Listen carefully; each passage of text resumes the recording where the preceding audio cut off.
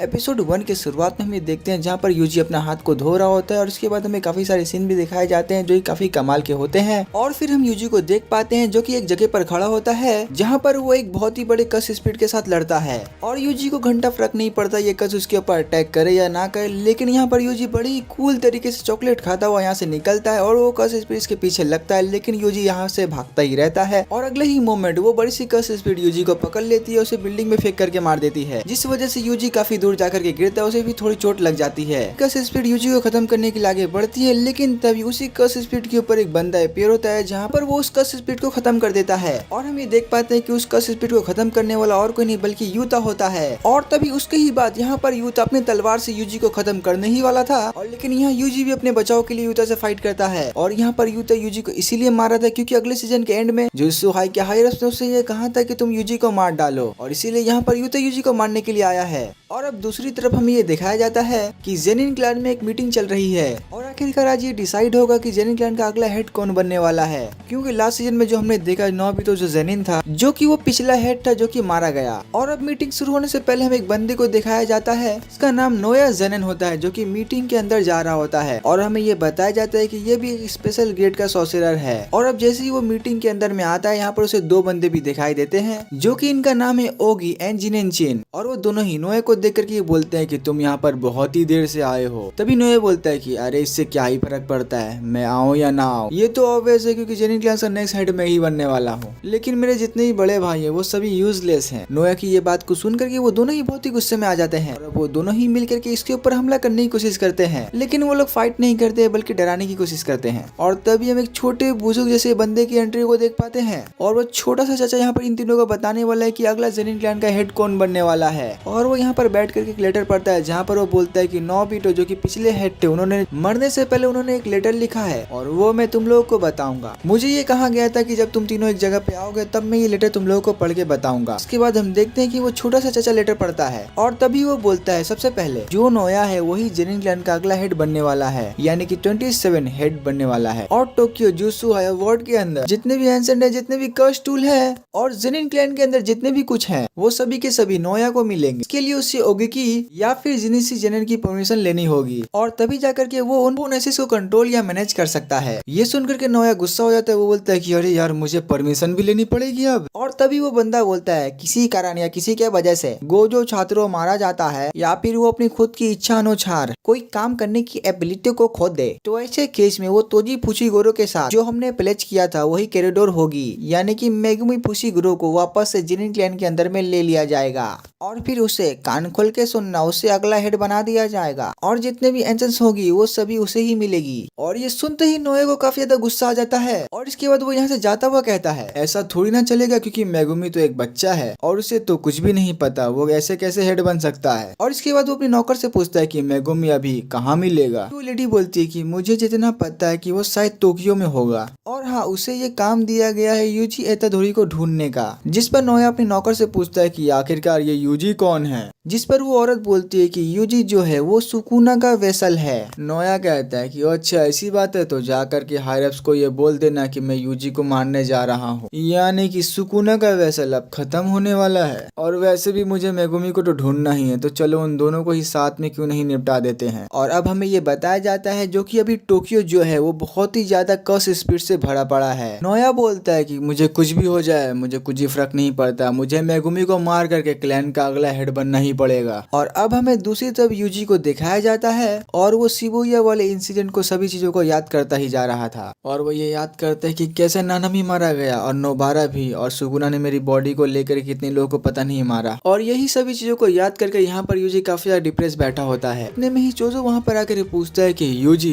तुम्हारी इंजरी अभी कैसी है। और तभी वो बोलता है कि अरे मैं ठीक हूँ, शायद ऐसा लगता है कि ये सुकुना की वजह से है और मैं ये महसूस कर पा रहा हूँ कि सुकुना की ताकत बढ़ती ही जा रही है। जिस पर यूजी चोजो को बोलता है कि तुम्हें मेरी चिंता करने की कोई भी जरूरत नहीं है। और यहाँ चोजो बोलता है कि अच्छा ठीक है तो तुम्हें जुजुत्सु हाई जाना चाहिए। और चोजो ये भी बोलता है कि मुझे सोजो की बॉडी को भी रिकवर करना है। जिस पर यूजी बोलता है कि मैं यहाँ पर इसीलिए रुका हुआ हूँ क्योंकि जो सुकुना है वो शायद मेगुमी के ऊपर कुछ प्लान कर रहा है और इसी की वजह से मैं ये नहीं चाहता कि और भी लोग मुसीबत में पड़े और वैसे मैं ये नहीं चाहता कि मैं काफी सारे लोगों के साथ रहूं और तुम भी शायद मेरे साथ नहीं रहना चाहते होगे क्योंकि मैंने भी तुम्हारे भाइयों को मारा है। चोजो बोलता है कि अरे नहीं मेरे छोटे भाई, ये एक गलत फैमिली की वजह से हुआ है। अगर वो लोग भी मेरी जगह में रहते तो भी वो यही करते जैसा मैं कर रहा हूँ। हम लोग हमारी गलतियों को माफ कर सकते हैं, हम लोग आखिरकार भाई जो है। यूजी बोलता है कि चलो ठीक है, अब जाकर के हम लोग ज्यादा से ज्यादा कर्स स्पिरिट को मारे। और अब अगले सीन में वो दोनों ही बाहर आ जाता है, जहाँ पर हम यूजी को देखते हैं जो कि एक जगह पर खड़ा होता है और वो जैसे ही ताली मारता है उसके पीछे से दो बड़े बड़े से कर्स स्पिरिट निकलते हैं। और यही वो सीन था जहाँ पर सीजन एंड हुआ था, सीजन 2। और वो दोनों ही कर्सेस जैसे ही निकलते वो दोनों ही कर्सेस यूजी के ऊपर अटैक करने लग जाते हैं। और ये जो कर्सेस है काफी पावरफुल है और यूजी इसीलिए इन सभी को पीछे अपने दौड़वा रहा है, ताकि वो यूजी ये चाहता है कि इसके पीछे भी और सारे कर्सेस आए ताकि वो इन सभी को ज्यादा से ज्यादा और जल्दी ही निपटा दे। और यहाँ पर यूजी कुछ कर्सेस को खत्म भी करता है, लेकिन देखते ही देखते यूजी जैसे ही भागता रहता है, लेकिन यहाँ पर यूजी के पीछे बहुत सारे कर्सेस भी भागने लग जाते हैं। और यूजी यही तो चाहता था, उसके पीछे ऐसे ही बहुत सारे कर्सेस पड़ जाए। और जैसे ही यूजी एक टनल के अंदर में एंटर करता है, जहाँ पर वो पीछे जितने भी कर्सेस थे जो यूजी के पीछे भाग रहे थे, और जैसे ही यूजी टनल के पूरे ही अंदर चला जाता है तभी वो बोलता है कि चोजो अभी। और जैसे यूजी इशारा करता है तभी चोजो अपने ब्लड मैनिपुलेशन से उन सभी कर्सेस को खत्म कर देता है, वो भी एक ही बार में। और तभी हम चोजो को देखते हैं जो कि एक जगह पर खड़ा होता है।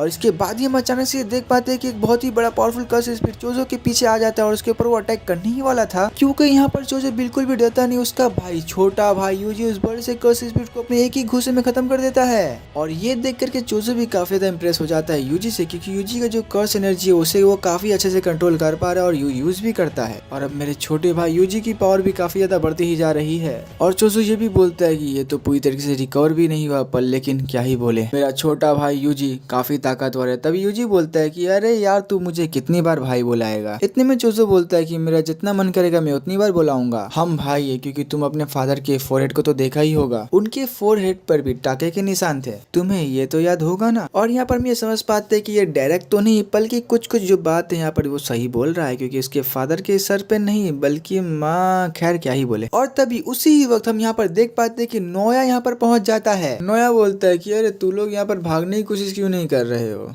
तभी यूजी बोलता है कि हमें भागने की क्यों जरूरत है। और तभी नोया कहता है कि लगता है कि तुझे पता नहीं है, क्योंकि अब गोजो सातरो नहीं है, यानी कि उसकी प्रोटेक्शन जा चुकी है, यानी कि यूजी तुम्हें मारने के लिए सभी लोगों को परमिशन मिल चुका है। और मुझे ये फर्क नहीं पड़ता यूजी तुम जिंदा बचते हो या फिर मर जाते हो, मैं तो असली में मेगुमी को मारना चाहता हूँ। और तभी ये सुनते यूजी बोलता है कि तुझे मेगुमी से क्या काम है, जिस पर नोया बोलता है कि बस मुझे तो मेगुमी को मारना है, लेकिन उससे पहले मैं मेगुमी को मारूं मुझे उसका साइन किसी चीज के ऊपर चाहिए। और मुझे लगा कि मेगुमी तुम्हें ही ढूंढ रहा था और शायद मुझे लगा कि वो तुम्हारे ही पास होगा, पर लेकिन शायद मैं ही गिरा था। और तभी अगले ही पल यहाँ पर यूजी के पीछे वो तुरंत ही अपेयर हो जाता है और तुरंत ही यूजी के ऊपर चार्ज कर देता है और तभी उसे एक अटैक करके गिरा देता है। और ये देखते ही चोजो काफी ज्यादा गुस्से में आ जाता है और वो भी इसके सामने लड़ने आ जाता है। और हम ये देख पाते हैं कि नोया के सामने चोजो की बिल्कुल भी नहीं चलती, बल्कि नोया तो उसके बड़े ही आराम से कपड़ों की तरह धो रहा होता है और अपना चूल वो खड़े करके सोचता है कि अरे यार ये तो बड़े ही आराम से मैं इसे निपटा रहा हूँ। और तभी हम देखते हैं कि यहाँ पर यूजी भी एक पत्थर लेकर के उसके ऊपर अटैक करता है और वो सोचता है कि जैसे नोया का ध्यान भटके, लेकिन नोया यहाँ पर पत्थर को डॉच करता हुआ उससे बचता है। और जैसे ही उसका ध्यान भटता है तभी ये दोनों ही उससे थोड़े से दूर आ जाते हैं। और तभी यहाँ यूजी चोजो को बोलता है कि ये बंदा जो कि नोया है ये काफी ज्यादा तेज है। तभी चोजो बोलता है कि हाँ शायद से ये काफी तेज होगा, लेकिन मुझे लगता है कि ये टेक्निक को यूज कर रहा है। और तभी नोया बोलता है कि अरे अरे मुझे लगा कि मैं तुम लोग काफी अंडर एस्टिमेट कर रहा हूँ, पर लेकिन तुम लोग तो उससे भी बेहतर हो। और अब नोया को ये समझ आ चुका है कि यूजी कौन है और आखिरकार इसके साथ ये बंदा कौन है और आखिर में इस बंदे का क्या करूँ, क्या दोनों को साथ में ही मैं से फाइट कर लूं। और तभी अचानक ही अगले ही सेकंड इन दोनों को ये खतरनाक सी प्रेजेंस महसूस होने लग जाती है। और ये इतनी खतरनाक प्रेजेंस होती है यूजी को ऐसा लगता है कि शायद गोजो सातरो मेरे पीछे है। और जैसे ही यूजी पीछे देखता है उसके पीछे यूता ओकुत्सु होता है और हम ये देख पाते हैं कि यहाँ पर यूता भी यूजी को मारने के लिए आया है। यूता बोलता है कि अरे यूजी तो यहाँ पर अकेला नहीं है। और अब यूजी एंड चोजो दोनों ही ये कंफ्यूज हो जाते हैं कि अब ये बंदा कहाँ से आ गया और ये कौन है। और अब चोजो ये समझ जाता है कि जो भी बंदा ये भी आया यानी कि ये भी यूजी को मारने के लिए आया है। और अब यूता अचानक से ही जमीन तोड़ता हुआ नीचे आ जाता है और हम यही देख पाते हैं कि यूता की जो छलांग थी वो इतनी ज्यादा तेज थी क्योंकि उसकी वजह से जमीन ही टूट चुका होता है। और तभी यूता अपनी तलवार निकाल करके इन तीनों से ही लड़ने के लिए रेडी हो जाता है। ये देखते ही तभी नोया बोलता है कि अरे अरे रुको रुको, मैं तो तुम्हारे ही साइड में हूँ। तभी वो बोलता है कि अरे तुम यूता ओकुत्सु हो ना। यूजी को ये याद आ जाता है कि मेगुमी ने कहा था कि यूता नाम का एक बंदा है जो कि गोजो का स्टूडेंट था और उसने ये भी बताया था कि वो भी पावरफुल है बिल्कुल गोजो की तरह। और तभी यूजी यूता को सामने देखता हुआ उसे लड़ने के लिए तैयार हो जाता है और तब यूता बोलता है कि आखिरकार तू कौन है बे।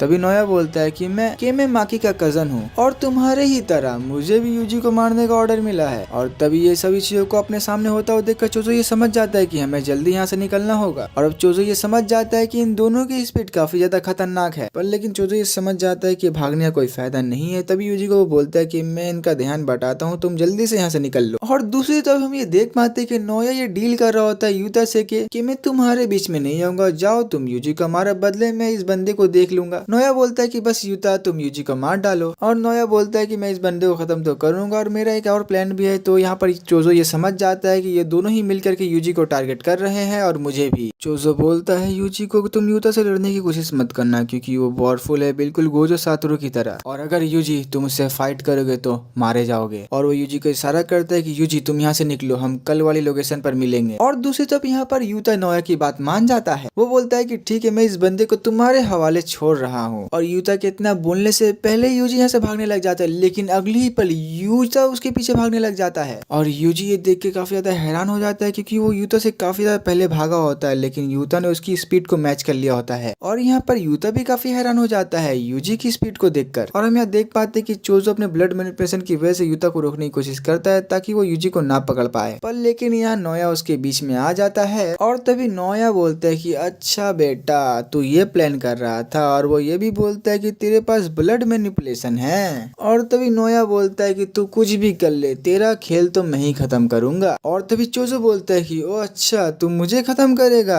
अरे मेरे छोटे भाई को भी अगर कुछ हुआ ना बेटा तो मैं तुझे नहीं छोड़ूंगा और अब मैं तुझे यहाँ से जिंदा जाने नहीं दूंगा। और भाई सीन शिफ्ट होकर के भाई शुरू वाले सीन में प्रेजेंट हो जाता है, जहाँ पर हमने ये देखा था कि यूता कैसे यूजी के ऊपर अपने तलवार को रखे होता है, जहाँ पर यूजी उसको डिफेंड करता है। और हम ये देख पाते हैं कि यूजी उसके अटैक से बच करके जैसे ही हटने की कोशिश करता है, लेकिन तभी तुरंत ही यूता एक और अटैक कर देता है। लेकिन यहाँ पर यूजी थोड़ी दूर जाकर के छलांग मारता है और वो थोड़ा साइड में आ जाता है। यूता सोचता है कि यार मेरा अटैक नहीं लगा, मुझे लगा कि मेरा अटैक इसके ऊपर लग गया होगा। और हम ये देख पाते हैं कि यहाँ पर यूता वापस से जाकर के यूजी के पास जाकर के बहुत सारे अटैक करने लग जाता है, पर लेकिन यूता यहाँ पर खतरनाक से छलांग लगाकर यूजी को दूर फेंक देता है। और जैसे ही यूजी रोड के पास गिरता है तभी यूता बोलता है क्या तुम मेरे पावर अप को देख करके हैरान हो चुके हो। और तभी यहाँ पर यूजी सोचता है यूता के पास उतनी पावर नहीं है, लेकिन उसकी कर्स एनर्जी का जो आउटपुट है वो काफी ज्यादा है। और यूता ऐसा इसलिए है क्योंकि यूता के पास रीका है। और तभी यहाँ पर यूता बोलता है कि मैं सच बताऊं कि मैं अभी यहाँ पर कमजोर साइड पर हूँ। पर यूजी भी सोचता है कि अरे हाँ इसके पास पावर की तो कमी है, लेकिन ये अपनी पावर की कमी को अपनी कर्स एनर्जी को यूज करके उससे खत्म कर दे रहा है, और ये तो बिल्कुल मेरे अपोजिट है। और तभी यूता बोलता है अरे तुमने तो काफी कमाल का अंदाजा लगा लिया। और तभी यूता बताता है कि मेरे अंदर गोजो से भी काफी ज्यादा कर्स एनर्जी है। गोजो के पास 6 आईज है, तो जब वो अपनी टेक्निक को ओपन करता है उसकी एनर्जी जो लॉस्ट होती है वो 0% होती है, और इसीलिए इसके मामले में गोजो अभी तक नंबर 1 में है। और हाँ मेरे अंदर कर्स एनर्जी खत्म तो हो सकती है, पर लेकिन गोजो के अंदर नहीं, और अब बारी है तुझे खत्म करने की। इतना बोलते ही वो फिर से यहाँ पर यूता यूजी के ऊपर अटैक करता ही जाता है अपनी तलवार से। और यहाँ पर भी यूजी उसके अटैक को डॉज कर रहा है, उसे रोकने की कोशिश कर रहा है, पर लेकिन यहाँ पर यूजी को तोदो की बात याद आ रही होती है। यहाँ उसने ये कहा था कि एक सोर्सरर जितना बेहतर होगा तो उतना ही मुश्किल होगा उसकी कर्स एनर्जी को फ्लो को पर पाना। और अब यूजी यहाँ पर ये समझ जाता है कि इसका ये मतलब था टॉप टियर के सोर्सरर्स होते हैं तो उनके पास ज्यादा प्रेशस कर्स एनर्जी होती है और कंट्रोल भी होता है, और इसका मतलब है आखिरी मोमेंट तक तुम उनके अटैक को प्रेडिक्ट नहीं कर सकते हो। और यूता के अंदर ऐसा नहीं है, कंटिन्यूसली यूता के अंदर से कर्स एनर्जी फ्लो होती ही जा रही है और इसकी तलवार से भी कर्स एनर्जी फ्लो हो रही है। और बात यहाँ पर ये नहीं कि मैं उसकी मोमेंट को रीड नहीं कर सकता, बात ये है कि यूता की हर एक अटैक मेरी जान भी ले सकती है, और मैं इसे जितना भी डैमेज दे लूं वो इसे कम कर लेगा। और यही यूजी को याद आता है कि नानामी ने मरने से पहले मुझसे ये कहा था कि मैं सारी चीजों को यूजी तुम पर छोड़ रहा हूँ। और यही सभी चीजों को याद करके यूजी बोलता है कि माफ करना, मैं यहाँ मर नहीं सकता। और इतना बोलने पर वो दोनों फिर से लड़ना शुरू कर देते हैं, और वो यूटा के अटैक से डॉज करते हुए गाड़ी के अंदर एक नाइफ उठा करके उसके अंदर कर्स एनर्जी को डालने की कोशिश करता है। और अब यूजी को गोजो की बात याद आती है, जहाँ पर गोजो से बताता है कुछ सॉर्सरर वेपन हैंडलिंग पर अपना फाउंडेशन बना करके ट्रेन करते हैं, और मैं ये नहीं चाहता जो कर्स एनर्जी कंट्रोल है वो नेग्लेक्ट ना हो जाए, और ऐसा कर पाना तुम्हारे लिए काफी जल्दी हो सकता है, पर लेकिन कर्सेस को मारना यही एक ट्रीटमेंट होता है और शायद तुम कर्स एनर्जी को कंट्रोल करना सीख पाओ। और हम ये देख पाते हैं कि उसी नाइटमेयर यूजी अपना कर्स एनर्जी को डालने लग जाता है और यूता उसके ऊपर अटैक करके यूजी इसको रोकने लग जाता है। और सिर्फ ये देखकर कि यूता कहता है कि तुम्हारा ध्यान सिर्फ मेरे तलवार के ऊपर है, ना कि मुझ पर। और इतना बोलकर यहाँ पर यूता यूजी के पेट में अटैक कर देता है और जैसे यहाँ पर बैलेंस बिगड़ता है और इसी मोमेंट का फायदा उठा करके यहाँ पर यूता अपनी तलवार की मदद से यूजी के ऊपर अटैक कर देता है। लेकिन हम देखते हैं कि यूजी यहाँ पर अपने छोटे से नाइफ को आगे कर लेता है, जहाँ पर यूता उसके नाइफ को तोड़ देता है। और हम ये देख पाते हैं कि यूता की तलवार भी जमीन में गिर चुकी होती है और ये देख करके यूजी तुरंत ही अपना एक लात मार करके यूता की तलवार को तोड़ देता है। और ये देख कर यूता भी हैरान हो जाता है, अरे भाई इसने तो मेरी तलवार को भी तोड़ दिया। अरे मुझे तो इतना हैरान नहीं होना चाहिए क्योंकि है तो ये गोजो का ही स्टूडेंट ना, और जितना मैंने सोचा था शायद ये उतना इजी नहीं होता। और यहाँ पर यूजी वापस से खड़ा होकर के यूता से फाइट करने जाता है, लेकिन यूजी बोलता है कि मेरे घाव अभी भी इतनी ज्यादा तेज नहीं है। लेकिन यहाँ पर उसके पास भी वेपन नहीं मेरे पास वेपन है, अब हैंड टू हैंड फाइट होगा। लेकिन यहाँ पर भाई साहब रिका यहाँ पर आकर के यूजी को पकड़ लेती है। रिका आकर के बोलती है कि अरे तुम दोनों यहाँ पर क्या कर रहे हो। और अब यहाँ पर यूजी रिका को देखकर काफी ज्यादा डर जाता है। और यहाँ पर यूता भी बोलता है रिका को, अरे नहीं रिका हम लोग तो यहाँ पर बस खेल रहे हैं। और अब यहाँ पर यूजी भी सोचने लग जाता है कि आखिरकार रिका क्या चीज है, क्या ये शिकिगामी है। अरे नहीं, मैं तो बिल्कुल भी हिल नहीं पा रहा हूँ। जिस पर हम ये देख पाते हैं कि यूता धीरे धीरे आगे बढ़ रहा है और वो कहता है कि इसी तरीके से यूजी को पकड़े रहना। और यहीं पर यूजी काफी कोशिश करता है यहाँ से निकलने की, पर लेकिन यूजी यहाँ से बिल्कुल भी नहीं हिल पा रहा। यूता अपने तलवार से यहाँ पर यूजी को स्टेप कर देता है, जहाँ पर हम ये देख पाते हैं कि यूता अपने तलवार को पूरा यूजी के अंदर घोप देता है। और यहाँ पर यूता यूजी को बोलता है कि मुझे माफ कर देना।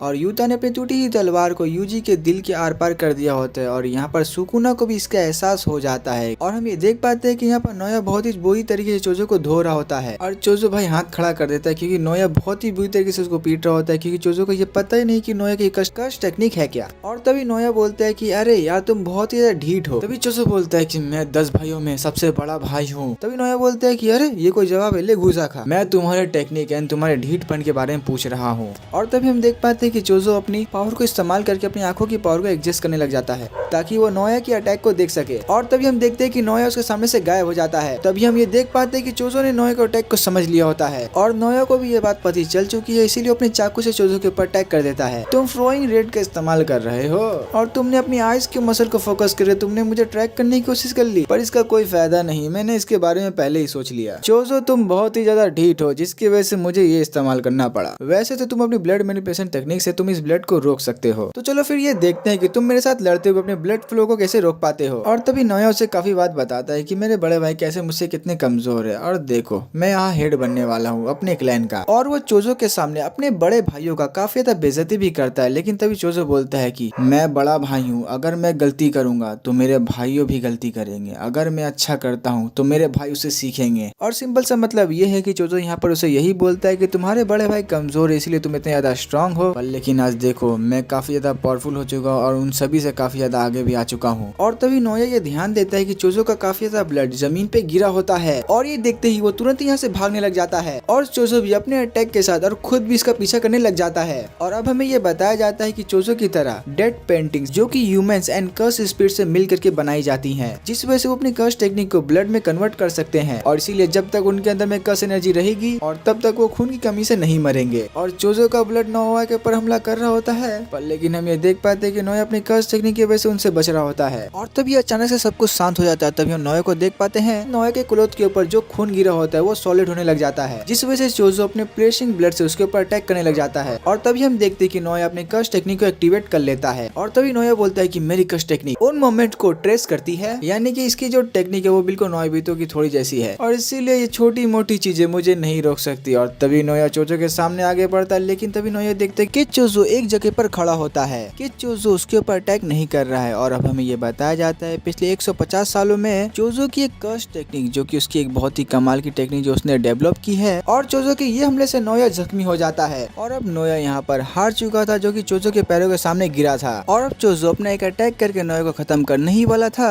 तब ये अचानक से यूता उसको पीछे से आकर के उसे एक मुक्का मार के उसे गिरा देता है। और तभी यहाँ पर यूता यूजी की लाश भी लाया था और तभी हम देख पाते हैं कि नोया के मुंह से भी खून निकलने लग जाते है, उसकी हालत बहुत ज्यादा ज्यादा खराब हो चुकी है। और तभी नोया समझ जाता है कि चोजो के ब्लड में पॉइजन था। तभी यहाँ पर उसकी हालत खराब होती ही जा रही थी। तभी यहाँ पर यूता बोलते है कि चलो मैं अपनी रिवर्स कस्ट टेक्निक से तुम्हें हील कर दे रहा हूँ, बदले में तुम हाई रफ्स को ये बोल देना कि यूजी को मैंने मार दिया है। और यहाँ यूजी मर चुका होता है। लेकिन तभी हम यूजी का एक सीन देखते हैं, यूजी का बचपन का सीन देखते हैं जहाँ पर वो अपने फादर को देख पा रहा होता है। और तभी यहाँ पर यूजी के दादाजी उसके फादर को बोलते हैं कि तुम अपनी वाइफ से दूर रहा करो, क्योंकि असल में तुम्हारी वाइफ जो है वो बहुत ही पहले मर चुकी है। और तभी यूजी के फादर उन्हें ये बात कहने से मना करते हैं। वो बोलते हैं कि ऐसा मत बोलिए, बच्चों को ये बात सुन करके उन्हें शायद ये बात याद भी रहती होंगी। और तभी अगली ही पल हम इतादोरी की मॉम को देखते हैं, जो कि भाई उसके सर के ऊपर वही टाके लगे होते हैं जो कि केंजाकू के सर के ऊपर में भी रहते हैं। और तभी अगली ही पल यहाँ देखते हैं कि यूजी को होश आ जाता है। और अब यूता यहाँ पर यूजी को वापस जिंदा होकर के या देख करके बहुत ज्यादा खुश हो जाता है। और तभी यहाँ पर वो यूजी को बताता है। और अब हमें यहाँ पर यूता एंड गोजो की कुछ कन्वर्सेशन दिखाई जाती है कि सितंबर के महीने में गोजो मेरे पास आया था, उसने मुझसे ये कहा था कि इतादोरी का ध्यान रखना। गोजो कहता है कि यूता अगर मुझे कुछ होता है, तुम फर्स्ट ईयर सेकेंड ईयर का जो स्टूडेंट है तुम उनका ध्यान रखना। और अगर मैं हकारी की बात करूँ तो शायद छोड़ो हटाओ। यूता बोलता है कि अरे आप ये क्या कह रहे हैं, मैं तो कभी इमेजिन ही नहीं कर सकता कि आपको भी कुछ हो सकता है। गोजो यहाँ पर सिर्फ यही बोलता है कि तुम्हें फर्स्ट ईयर यूजी इतादोरी का तुम्हें ध्यान रखना होगा और तुम्हारी तरह उससे भी सीक्रेटली एग्जीक्यूट करने की कोशिश करी गई है, और इसीलिए मुझे ये अच्छा लगेगा कि तुम उसका ध्यान रखना। और गोजो सेंसे की ये बात को याद करके मुझे ये नाटक करना पड़ा, और क्योंकि अगर मैं ऐसा नहीं करता तो हायर अप्स किसी और को तुम्हें मारने के लिए भेज देते या फिर तुम्हारी इन्फॉर्मेशन को भी छुपा देते। और वैसे भी वो लोग इतने बेवकूफ नहीं थे, इसीलिए उन लोगों ने मेरे साथ बाइंडिंग बॉ किया, जिसकी वजह से मुझे तुम्हें मारना ही पड़ा। और तो यूजी इसके लिए मुझे माफ कर देना कि मैंने तुम्हें मारा। और तभी यूजी बोलते है कि अगर ऐसी बात है तो मैं जिंदा कैसे हूँ। और तभी यूता बोलते है कि ये सारा कुछ मेरी रिवर्स कस्ट टेक्निक की वजह से है। जैसे ही मैंने अपनी तलवार से तुम्हारे हार्ट के ऊपर अटैक किया वो बंद हो गया, लेकिन तभी मैंने तुरंत ही अपने रिवर्स कस्ट टेक्निक से उसे वापस से जगा दी। और क्योंकि मैंने पहले ये सुना था गोजो से, क्योंकि सुकुना ने तुम्हें ऐसे वापस जिंदा किया था, मुझे ये लगा ये करने से ये काम तो जरूर करेगा। और अब ये दूसरी बार है जो तुम्हारी मौत का दूसरा नाटक किया गया है। और तभी यहाँ पर यूजी पूछता है यूता से, तुम आखिरकार ये सब क्यों कर रहे हो। और तभी यूता सीधा ये समझा देता है कि वो ऐसा इसीलिए कर रहा है क्योंकि वो जो उसके लिए इम्पोर्टेंट है बस वो उसी के लिए इम्पोर्टेंट है और कुछ नहीं। और यूता बोलता है कि एक समय ऐसा था जहाँ पर मैं अपनी पावर को खुद कंट्रोल नहीं कर पाता था, पर लेकिन खैर क्या ही बोले। और हाँ, जो मेरे पास पावर थी तो मैं उसे कंट्रोल तो कर सकता था, पर लेकिन मैं उसे कंट्रोल नहीं कर पाया, तो मैंने गलती भी की, पर मेरी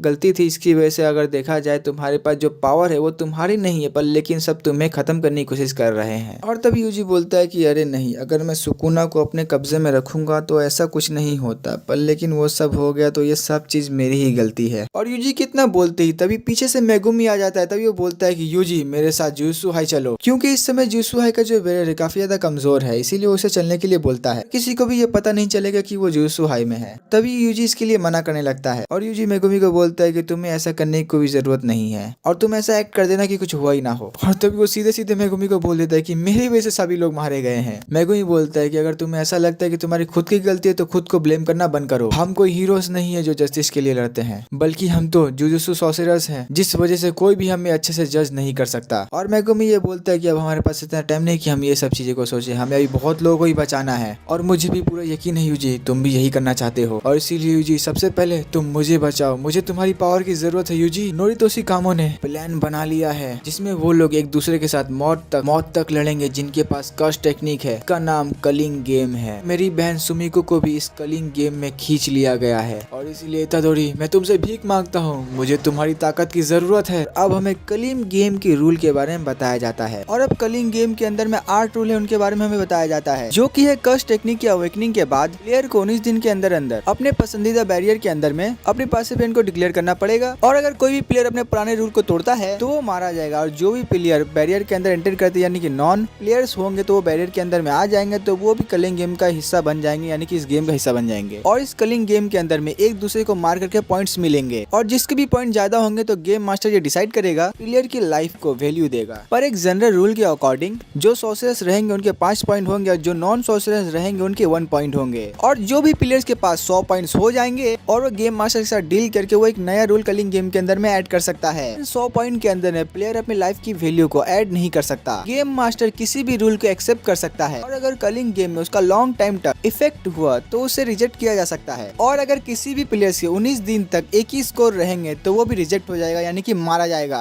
और अब यहाँ पर यूजी डिसाइड कर लेता है वो फुशिगुरु की मदद करेगा, और यहाँ पर यूजी यूता एंड मेगुमी के सामने ये बता देता है कि सुकुना कोई प्लान कर रहा है मेगुमी के ऊपर, और ये भी बता देता है कि सुकुना मेरी बॉडी में इसलिए हावी हुआ था क्योंकि एक साथ मुझे 10 फिंगर खिला दी गई थी। और इस टाइम पर मैं ये बता देता हूँ कि सुकुना की 15 फिंगर मेरे अंदर में है, और अगर बाकी के 5 फिंगर भी अगर मैं खा लूँ तो मुझे नहीं लगता कि सुकुना मेरी बॉडी में कंट्रोल कर पाएगा। और अगर चाहे कोई भी वजह से मैं अगर सुकुना में कन्वर्ट हो जाता हूँ तो प्लीज यूता आप मुझे मार देना। और तभी यूता बोलता है कि ठीक है। और तभी यहाँ पर यूजी पूछता है मेगुमी से अब हम क्या करें। तभी मेगुमी बोलता है कि अभी हमें जुजुत्सु हाई वापस जाना होगा ताकि हम तेंगेन सामा से ये पूछ सके कि पिजन रेल के अंदर में से गोजो को कैसे बाहर निकाले, और नोरितोशी कामो क्या सोच रहा है और आगे क्या करने वाला है, ये सब के बारे में हम जानेंगे। और तेंगेन सामा ही है जो हमें ये सारी चीजें बता पाएंगे। और तभी यूजी मेगुमी को बोलता है कि शायद यूकी को इसके बारे में पता होगा। तभी मेगुमी बोलता है मैंने पहले ही यूकी से बात कर लिया है और उसने ही मुझे ये आइडिया दिया जो मैंने अभी तुम्हें बताया, और इस टाइम पर वो हाइरप से नहीं मिलना चाहती इसीलिए वो जुजुत्सु हाई में छुपी हुई है। पर हमारे लिए सबसे बड़ी बात वो जो बैरियर है जो तेंगेन सामा के बाहर में जो बनी हुई है, जो कि वहाँ पर ऐसे 1000 दरवाजे हैं कि हमेशा सफल होते रहते हैं, और उनमें से एक ही दरवाजा है जो हमें Tom of the star corridor पर लेके जाएगा, और वहीं पर लॉर्ड टेंगन रहते हैं। और अगर इसीलिए हम सही दरवाजे को अगर नहीं चुन पाएंगे तो इसीलिए हम लॉर्ड टेंगन सामा से नहीं मिल पाएंगे। और तभी यहाँ पर यूजी मेगुमी को नोबारा के बारे में पूछता है। तभी यहाँ पर मेगुमी सर नीचे करके थोड़ा सा उदास हो जाता है। यूजी यहाँ पर समझ जाता है, और तभी यहाँ पर चोजो की एंट्री हो जाती है, और तभी वो आते ही समय ये बता देता है कि लॉर्ड टेंगन सामा से मिलने का भी एक रास्ता है। और मेगुमी चोजो को देख करके हैरान हो जाता है, लेकिन तभी यहाँ पर यूजी से बोलता है, वो उस दरवाजे के बारे में पूछता है। तभी यहाँ पर चोजो बताता है तुम्हें ये याद है कि महितो ने सुकुना की फिंगर के साथ साथ हमें भी चुराया था, तो हम भी अब वैसा ही करने वाले हैं। और तभी हम ये देख पाते हैं कि ये सभी लोग जुजुत्सु हाई के एक सीक्रेट रूम में चले जाते हैं, और यहाँ पर माकी इन सभी का इंतजार कर रही होती है। तभी यहाँ पर यूजी माकी को देखकर काफी खुश हो जाता है, और तभी यूता माकी को देखकर बोलता है क्या तुम्हारे रिवर्स कश टेक्निक से तुम्हारे ये जो जलने के निशान है ये हटे नहीं। और यूता ये समझ जाता है कि ये नहीं हटे। और तभी यूकी बोलती है कि ये कितनी कमाल की बात है ना कि तुम मौत से बच करके वापस आ गए हो। और तभी यहाँ पर माकी मेगुमी से पूछती है लॉर्ड टेंगन के कसेंडर बैरियर के बारे में पूछती है। तभी यहाँ पर बीच में चोजो आकर के बोलता है कि मुझे सब कुछ एक्सप्लेन करने दो। उन डोर और टॉम ऑफ द स्टार और कॉरिडोर के बीच में जुजुत्सु हाई का कर्स्ड वेयर हाउस है, जहाँ पर कर्स्ड टूल एंड बाकी ऑब्जेक्ट्स एंड डेड पेंटिंग रखी हुई हैं, और उस कर्स्ड वेयर हाउस के अंदर में मेरे भाई भी मौजूद हैं, और जिस वजह से मैं अपनी कर्स्ड टेक्निक की वजह से मैं उन सभी को सेंस कर पा रहा हूँ। और यहाँ पर यूकी चोजो की बात समझ जाती है, वो एग्री हो जाती है। और तभी माकी बोलती है कि अरे ये नया बंदा कौन है। और माकी की ये बात को सुन करके चोजो को सभी लोग घूरने लग जाते हैं। तभी यूजी बोलता है कि अरे ये मेरा बड़ा भाई है। तभी चोजो बोलता है कि अरे मेरे छोटे भाई जल्दी अगर गली मिलो। और इतना सुनते ही यूजी और बाकी सभी लोग यहाँ से निकल जाते हैं। और तभी अगले सीन में हम ये देखते हैं कि जहाँ पर चोजो दरवाजे को ढूंढ लेता है जो कि Tom of the star corridor के पास है, और उसके अंदर जा करके उन्हें छोटा सा जंगल दिखाई देता है, और जहाँ पर वो उन सभी के अंदर जाते हैं, और जहाँ पर वो सभी लोग उसके अंदर जाते हैं, जहाँ पर कर्स ऑफ द कॉरिडोर भी उन्हें मिल जाता है। और उस कॉरिडोर के पास जाकर चोजो अपने भाइयों को बोलता है कि तुम लोग कुछ और देर तक इंतजार कर लेना। और अब वो सभी लोग एलिवेटर से Tom of the star corridor में चले जाते हैं, और वहाँ पर यूजी गिरे हुए बुलेट के बारे में पूछता है, जिस पर यूकी ये बताती है कि ये 12 साल पहले की बात है और उसी वक्त सब कुछ बिगड़ना शुरू हुआ था। और अब वो सभी लोग अब मेन हॉल के अंदर में एंटर हो जाते हैं, और जहाँ पर उन सभी को कुछ भी नहीं दिखाई देता। और तभी यूजी इसके बारे में पूछता है लॉर्ड टेंगन हम सभी को रिजेक्ट कर रहे हैं, और नॉर्मली तो वो लिविंग थिंग से मिलते ही नहीं है,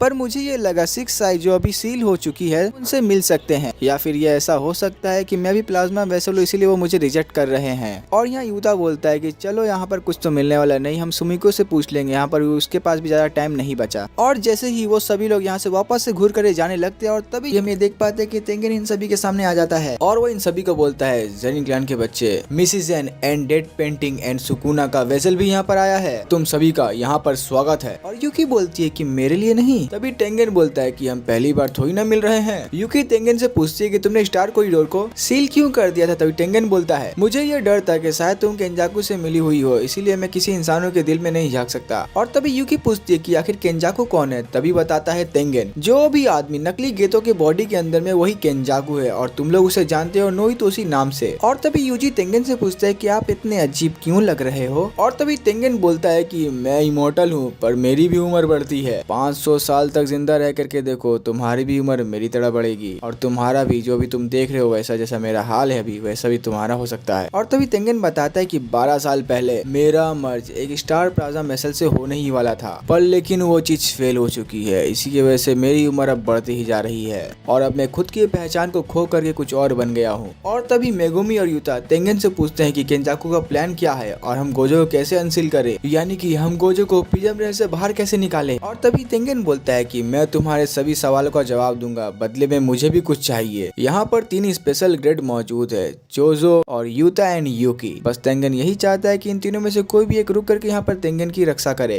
यूता बोलता है कि आपको सुरक्षा की जरूरत क्यों पड़ी, आप तो अमर हो ना। माकी बोलती है कि तुम्हें भी सील होने में डर लगता है। यूकी बोलती है कि अरे तुम्हें गार्ड्स क्यों चाहिए और कितने समय के लिए चाहिए। और तभी तेंगन इन सभी को केंजाकू का प्लान बताने वाला है कि केंजाकू का प्लान क्या है। केंजाकू पूरे जापान का फोर्स एवोल्यूशन करवाने वाला है। मेगुमी बोलता है कि ये काम तो अपने आइडल ट्रांसफॉर्मेशन की मदद से भी वो कर सकता है ना। तेंगन बोलता है कि उसके पास अभी इतनी पावर नहीं है, इसीलिए वो अभी मर्जर का इस्तेमाल करने वाला है। वो इंसानियत के बीच मर्जर करवाने वाला है तेंगन के साथ, यानी कि मेरे साथ। मेगुमी बोलता है कि अरे तेंगन तो सिर्फ स्टार प्लाज्मा वेसल के साथ तो मर्ज हो सकता है ना। तेंगन बोलता है कि ये बात तो 12 साल पहले ही सच थी, क्योंकि उस समय से अब तक बहुत कुछ बदल चुका है। अब मैं बताता हूँ कि उस समय हुआ क्या। उस समय मेरा मर्जर होने ही वाला था, पर लेकिन एक बंदे की वजह से मेरा मर्जर फेल हो गया। पर लेकिन तुम अब ये देख ही सकते हो कि मैं अब इवॉल्व हो गया हूँ और अब मैं आम इंसानों के साथ भी मर्ज हो सकता हूँ। चोजो बोलता है कि तुम तो सिंगल पीस हो, तुम इतने सारे लोगों से साथ मर्ज कैसे कर सकते हो। तेंगन बोलता है कि तुम जो अभी देख रहे हो वो मेरा असली रूप नहीं है, मेरी आत्मा तो कहीं और है एंड धरती और आसमान मेरे लिए एक है। और मैं ये बता देता हूँ कि जो भी मेरे साथ मर्ज होंगे वो जुत्सु सॉर्सरर से भी एक लेवल आगे चले जाएंगे। पर लेकिन मैं तो अपनी बैरियर तकनीक से अपने आप को कंट्रोल में रखता हूँ, पर लेकिन बाकी के इंसान ऐसा नहीं कर पाएंगे। और अगर एक भी इंसान आउट ऑफ कंट्रोल हो गया तो दुनिया खत्म हो सकती है। और अगर इंसानों को रोकने वाला नहीं होगा तो वो बुराई करते ही रहेंगे और सारी लाइन को क्रॉस कर देंगे। जो चीज टोक्यो में हुई वो पूरी दुनिया में शुरू भी हो सकती है। यूजी पूछता है कि केंजाकू ऐसा क्यों करना चाहता है। तभी तेंगन कहता है वो तो मुझे भी नहीं पता, मैंने तुम्हें बताया ना, मैं किसी मन के अंदर की किसी भी इंसान की बात को मैं समझ नहीं पाता, उसके दिल में क्या इरादे चल रहे वो मैं नहीं पता लगा पाता। माकी बोलती है कि तुम मर्जर करने से मना कर देना, तो वो शायद कुछ नहीं कर पाएगा। तेंगन बोलता है कि अब इवॉल्व होने की वजह से मैं इंसान कम एक कर्स स्पिरिट ज्यादा लगता हूँ, इसीलिए केंजाकू मुझे कभी भी एब्जॉर्ब कर सकता है अगर मैं उसके हाथ आ गया। यानी कि केंजाकू अपने कर्स स्पिरिट मैनिपुलेशन की वजह से मुझे एब्जॉर्ब कर सकता है। इसमें वो किसी भी कर्स को गुलाम बनवा करके उससे कोई भी काम करवा सकता है। इसीलिए उसको गार्ड चाहिए, क्योंकि केंजाकू ये बैरियर को तोड़ कर कभी भी आ सकता है। पर यूकी बोलती है कि ऐसा अभी ही क्यों। पहले तो उसने 12 साल पहले मर्जर को रोका, जिससे कि तेंगन इवॉल्व होकर के कर्स बन गया, जिससे कि केंजाकू कर्स स्पिरिट मैनिपुलेशन की वजह से कंट्रोल कर सकता है। और शायद उसका सुकुना से भी कोई कनेक्शन है और वो करीब 1000 सालों से जुजुत्सु सॉर्सरर है। मर्जर अभी ही क्यों करना चाहता है। और तभी तेंगन बताता है कि यानी कि मैं, स्टार प्लाज्मा वेसल एंड 6 आई, हम सबकी ही तकदीर आपस में जुड़ी है। 6 आई यूजर ने केंजाकू को 2 बार हराया है और उस चीज से केंजाकू इतना ज्यादा गुस्सा हो गया कि उसने सारे प्लाज्मा वेसल को ही खत्म कर दिया। और कोई भी बच्चा 6 आई लेकर के पैदा होता तो केंजाकू उसे मार देता फौरन ही। और 6 आई यूजर पैदा होने के बाद भी केंजाकू उसे 1 महीने में ही टपका देता था। लेकिन फिर मर्जर वाले दिन star plasma vessel and 6 I user दोनों ही साथ आ जाते थे। फिर उसने 6 आई यूजर को मारने की जगह सील करने का शुरू कर दिया, यानी कि सील करने का आइडिया उसने शुरू किया। पर लेकिन एक समय पे एक ही 6 आई यूजर रह सकता है, पर लेकिन 12 साल पहले कुछ अलग हो गया।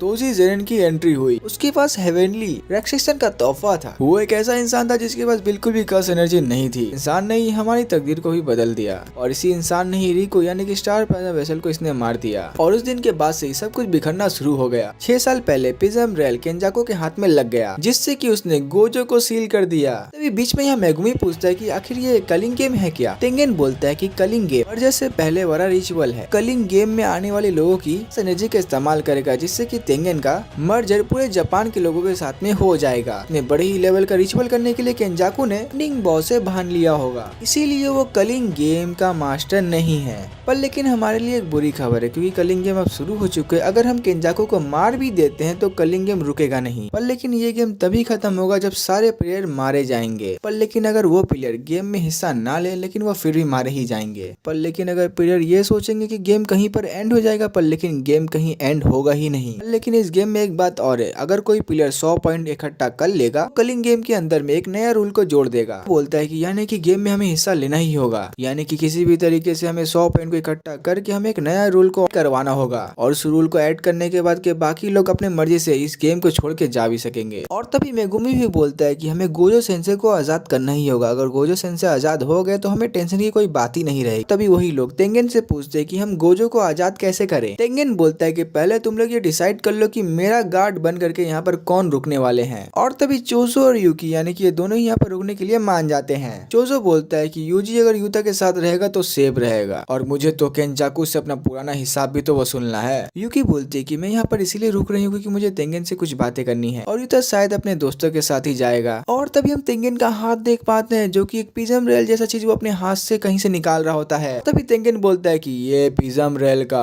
पीछे वाला दरवाजा है, हमें इस चीज जिसकी वजह से गोजो को आजाद कर सकते हैं। पर इसे खोलने के लिए इन्वर्टेड फीचर ऑफ हेवन या फिर किसी ब्लैक रोप जैसी कर्स ऑब्जेक्ट चीजों की जरूरत पड़ेगी, यानी कि वो किसी भी कर्स टेक्निक को कैंसिल कर सकते हैं। और एक बात बता देता हूँ, ये दोनों ही ऑब्जेक्ट को गोजो ने डिस्ट्रॉय कर दिया है। और तभी यूता यहाँ बताता है कि मैं और मिगुएल ब्लैक रोप ढूंढने ही गए थे अफ्रीका, पर लेकिन हमें वहाँ कुछ नहीं मिला। और तभी तेंगेन बोलता है कि यानी कि अब एक ही तरीका है, गेम के अंदर में हिस्सा लेने वाला एक ऐसा प्लेयर है, यानी कि एक ऐसी सॉर्सरर है जो 1000 साल पुरानी है और उसके पास एक ऐसी टेक्निक है जिस किसी भी कर्स ऑब्जेक्ट यानी किसी भी कर्स टेक्निक को कैंसिल कर सकती है। और इसे तुम लोग एंजल नाम से जान सकते हो और इसका असली नाम है हाना कुरुसु। और वो चाहे तो प्रिज्म रेल का दरवाजा खोल सकती है क्योंकि वो किसी भी कर्स टेक्निक को कैंसिल या डिलीट कर सकती है। और तेंगेन ये बता देता है कि ये वो इन्हें इंस्टेंट टोक्यो कॉलोनी में मिलेगी। पेन में टोटल 10 कॉलोनी बैरियर्स हैं जो कि एक बाउंड्री लाइन से कनेक्टेड हैं। ये लाइन जब जापान से क्रॉस करेंगी, जापान के सारे ही लोग टेंगेन से मर्ज हो जाएंगे। सिर्फ होकाइडो शहरी सुरक्षित है क्योंकि वहाँ पर जुजुत्सु के हेडक्वार्टर से और वो जगह पवित्र है। ये रिचुअल करीब 2 महीने में पूरी हो जाने चाहिए। और अब तेंगेन इन सभी के सामने कलिंग गेम के रूल पढ़ करके बताने वाला है। पहला रूल ये था कि सभी खिलाड़ियों को 19 दिन के अंदर में पार्टिसिपेट करना होगा। 1 नवंबर को केंजाकू ने बहुत सारे लोगों को अवेकन किया था और जिसमें एक मेगुमी की बहन भी थी। यानी कि आज 9 नवंबर है, 10 दिन के अंदर में सुमिको को गेम के अंदर में हिस्सा लेना होगा। दूसरा रूल ये था कि जो लोग हिस्सा नहीं लेंगे उनकी कर्स टेक्निक रिमूव कर दी जाएगी और यानी कि इसका मतलब है मौत। माकी ने इसके बारे में सोको से भी बात करी थी। सोको ने बताया था कि हिस्सा ना लेने पर उनके साथ कुछ बुरा हो सकता है और वो शायद मर भी सकते हैं। माकी बोलती है कि यानी कि मेरे जैसे लोग, उनके पास कोई कर्स एनर्जी नहीं है, यानी कि उन पर कोई भी रिस्क नहीं होगा।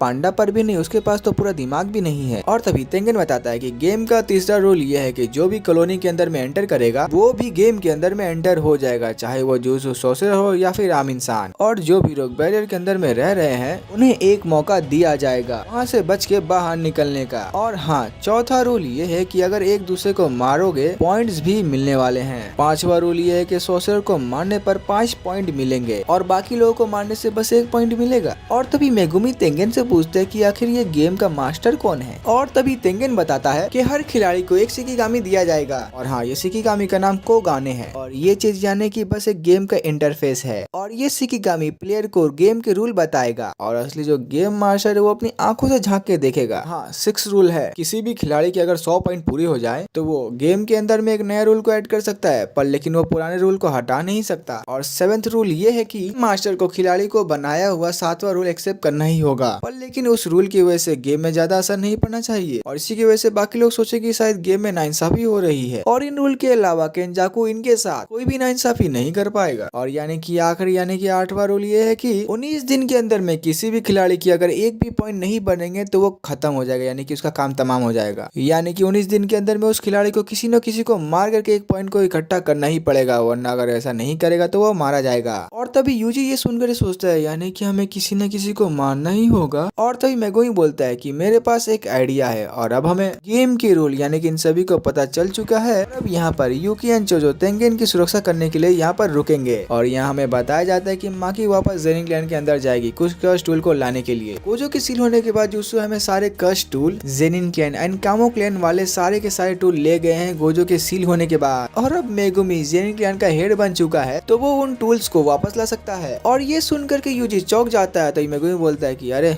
मैं इसके बारे में तुझे बाद में समझाऊंगा। और तभी यहाँ पर माकी टेंगेन से जुजो की लोकेशन पूछती है और वो बोलती है कि मैं वहाँ पर पांडा को लेकर के जाऊंगी और उसके बाद मैं गेम में एंटर करूंगी। यूता बोलता है कि वो तुरंत ही कलिंग गेम में हिस्सा लेने जा रहा है और मैं वहाँ पहले ही जाकर के इन्फॉर्मेशन वगैरह इकट्ठा कर लूं। और यूता ये भी बोलता है कि हमें अलग अलग कॉर्नरी में जाना चाहिए ताकि हम एक दूसरे के साथ फाइट ना करें। शायद कलिंग गेम के अंदर में हमें सिग्नल ना मिले इसलिए हम एक दूसरे कम्युनिकेट नहीं कर पाएंगे। तभी ये लोग सोचते हैं कि यूता अगर यूजी से अलग रहेगा और अगर सुकुना बाहर आ गया तो तभी मेगुमी बोलता है कि अरे ऐसा कुछ नहीं होगा, अगर ऐसा होता है तो मेरे मरने के बाद तो सुकुना को मार देना। यहाँ पर माकी यूजी और मेगुमी को हाकारी का पास जाने के लिए बोलती है। यूता इन दोनों को बताता है कि हाकारी 3rd ईयर का स्टूडेंट है, फिलहाल तो वो अभी सस्पेंड है और अभी हमारे पास तो लोगों की कमी है इसलिए हमें हाकारी को भी शामिल करना चाहिए। यूजी पूछता है क्या वो स्ट्रॉन्ग है। यूता बताता है कि वो थोड़ा मस्ती मजाक का है, पर लेकिन अगर मैं एक बात बोलूँ तो वो मुझसे भी स्ट्रॉन्ग है, हम उससे भी ये गेम में जरूर लेकर के जाएंगे। इसके बाद ये लोग यहाँ से जाने लगते हैं और ये लोग निकल ही रहे थे तभी यहाँ पर यूकी एंड चोजो यहाँ पर रुके थे तेंगेन की रक्षा करने के लिए। तभी जैसे यूजी यहाँ से निकलने ही वाला था तभी वो पीछे रुक करके बोलता है। यूजी चोजो को शुक्रिया अदा करता है कि उनकी इतनी मदद करने के लिए और वहीं चोजो यूजी को बोलता है कि मेरे भाई तुम जिंदा रहना बस।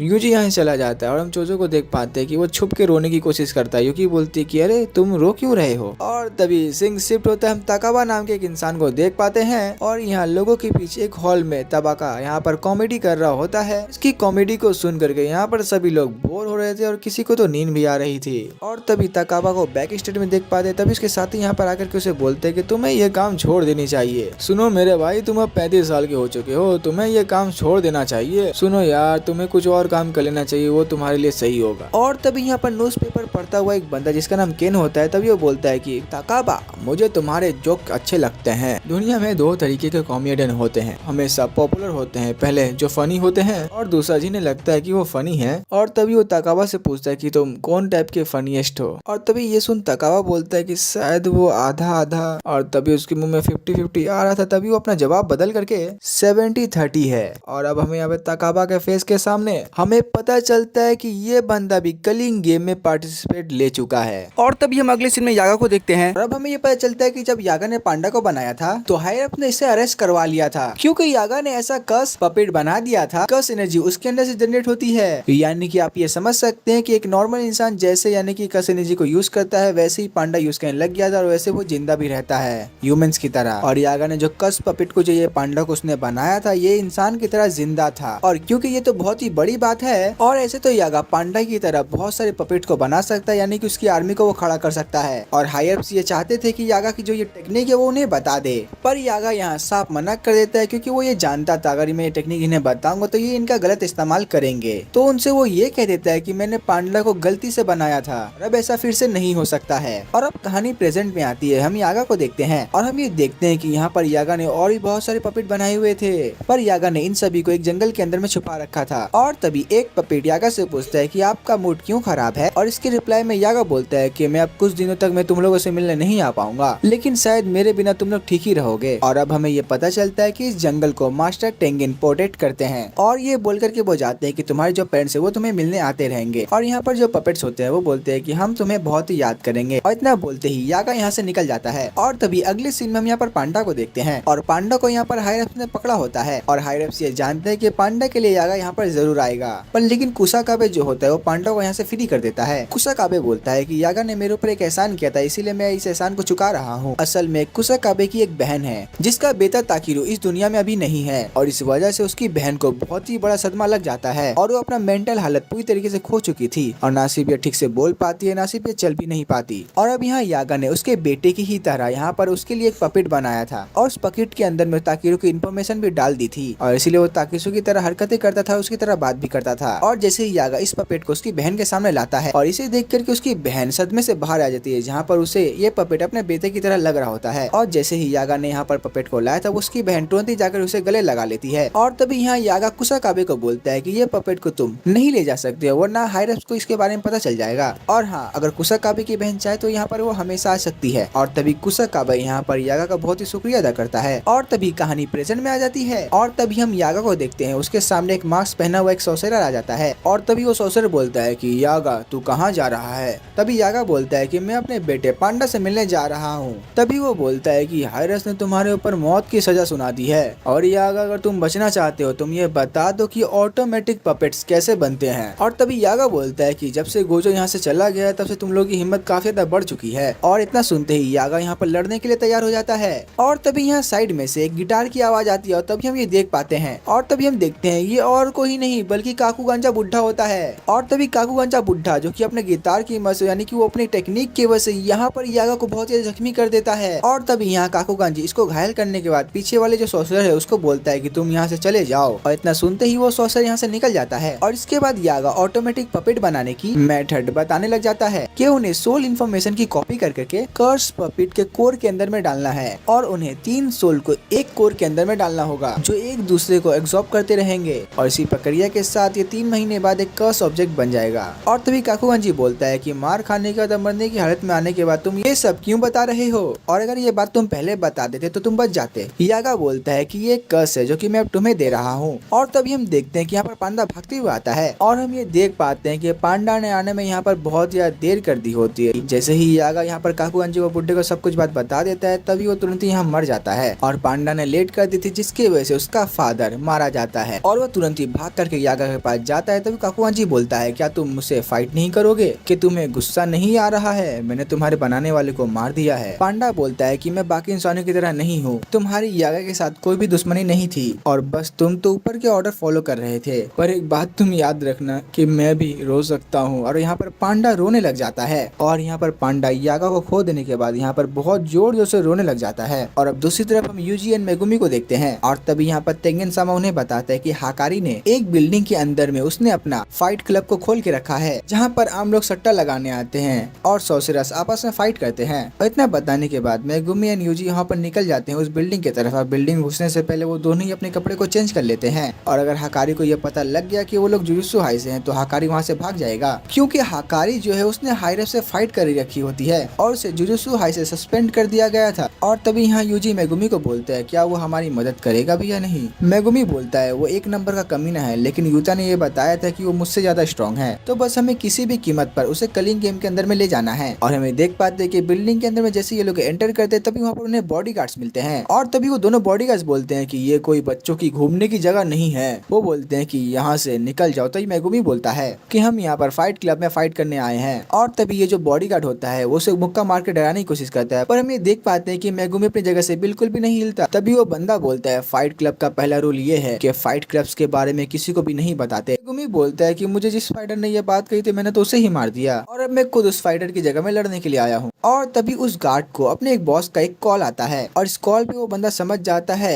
कि ये लोग उसके अंदर में हिस्सा ले सकते हैं। और तभी यहाँ पर मेगुमी बोलता है इन दोनों को, फाइट में हिस्सा मैं नहीं बल्कि ये जो मेरे साथ बंदा है जिसका नाम यूजी है ये लेगा। मेगुमी ये समझ जाता है कि इनका जो बॉस है वो हाकारी है और उसने सीसीटीवी के अंदर में हमें देख लिया होगा। और अब यूजी का बस ऐसा काम है फाइट के अंदर में हिस्सा लेके सभी को इम्प्रेस करके फाइट को जीतना। और अब मेगुमी बाहर से अंदर घुसने की कोशिश करेगा और अगर वो पकड़े गए तो उन्हें सारे गार्ड्स को पीट करके हाकारी के पास जाना होगा। लेकिन उन्हें हाकारी की मदद चाहिए, लेकिन उन्हें हाकारी को गुस्सा दिलाने वाला कोई भी काम नहीं करना होगा। और तभी शाम को यूजी अंदर जाता है। तभी वो गार्ड बोलता है, फाइट करने का 2 रूल है। पहला, फाइट करने वाला फाइट को छोड़ करके नहीं भाग सकता। दूसरा, उन्हें कर्स एनर्जी का इस्तेमाल नहीं करना है, क्योंकि आम लोग कर्स टेक्निक को देख नहीं सकते तो उनके लिए मैच बोरिंग हो सकता है। और अब ये बंदा जो बोलता है बोलते बोलता है कि मेरे साथ आओ। और तभी यूजी इसके साथ चलते चलते वो बोलता है कि उनका बॉस कैसा है। और तभी वो गार्ड बोलता है, तो खुद उनसे मिल करके देख लेना। और वो ये भी बोलता है, यहाँ पर 2 तरीके के मैच होते हैं, एक असली होता है और दूसरा नकली जो कि स्क्रिप्टेड होता है। और स्क्रिप्ट फाइट जो होती है वो बॉस खुद बनाते हैं। और अगर तुम आज अच्छा खेल दिखाते हो तो तुम्हें बॉस जरूर मिलेंगे और तुम्हें बॉस जरूर बुलाएंगे। और अब यूजी इस बंदे के साथ फाइटिंग एरिया में पहुंच जाता है और यहाँ पर कई सारे लोग होते हैं और ये देखकर कि यूजी काफी ज्यादा खुश हो जाता है। और यहाँ पर यूजी का जो ओपोनेंट होता है वो और कोई नहीं बल्कि पांडा होता है। और तभी हम हाकारी को सीसीटीवी वाले रूम में देखते हैं जो कि किरारा के साथ बैठा होता है। और किरारा भी जुजुत्सु के 3rd ईयर स्टूडेंट भी रह चुकी है।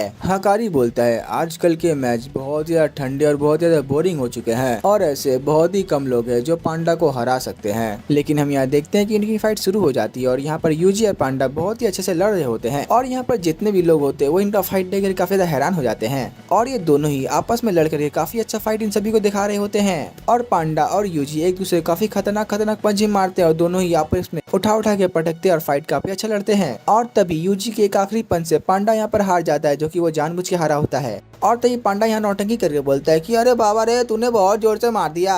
और तभी यूजी ये फाइट को जीत जाता है। तभी हाकारी ये देखकर काफी ज्यादा खुश हो जाता है और तभी हाकारी अपने एक एजेंट को कॉल करके यहाँ पर यूजी को अपने से मिलने बुलाता है। और अभी गार्ड के सैदों के पीछे जो कि मेगुमी छुपा होता है वो ये बात को सुन लेता है। और तभी यहाँ हम अगले सीन में यहाँ पर पांडा एंड मेगुमी को देखते हैं जो कि एक जंगल में होते हैं। पांडा बताता है हाकारी जो है वो अपने ऑफिस में हमेशा बैठा रहता है, पर लेकिन जो पांडा वो बोलता है कि मैं उसके ऑफिस से कहीं पहुंच ही नहीं पाता। जो किरारा होती है उसने शायद अपना कोई कर्स टेक्निक को यूज करके रखा होता है जिसकी वजह से मैं वहाँ पर पहुंच ही नहीं पाता। मेगुमी बोलता है, किरारा क्या वो लड़का था ना? तभी पांडा बोलता है कि हाँ वो लड़का ही था। और तभी पांडा बोलता है कि यूजी की पर्सनैलिटी यहाँ पर हाकारी को पसंद आएगी, पर लेकिन हमें ये सभी को पता है कि यूजी को झूठ बोलना नहीं आता है, तो इसीलिए वो पकड़ा ना जाए। तभी इसीलिए ये दोनों यहाँ पर डिसाइड करते हैं जैसे ही यूजी हाकारी के रूम के अंदर में जाएगा तब ये दोनों मिल करके यहाँ पर जितने भी गार्ड्स होंगे उन सभी को मार करके सुला देंगे। पर लेकिन ये दोनों के लिए दिक्कत यही है किरारा की टेक्निक। और यहाँ पर यूजी और भी सारे फाइट लड़ता है, वो सही फाइट को जीत जाता है और और तभी किरारा इसे हकारी के पास लेकर के चली जाती है। और तभी हम देखते हैं कि हकारी उसको अपने रूम के अंदर में बुलाता है। रूम के अंदर में जैसे यूजी एंटर करता है तभी हकारी बोलता है, क्या तुम सिर्फ दिन में 1 घंटा काम करके महीने के 10,000 येन कमाना चाहते हो?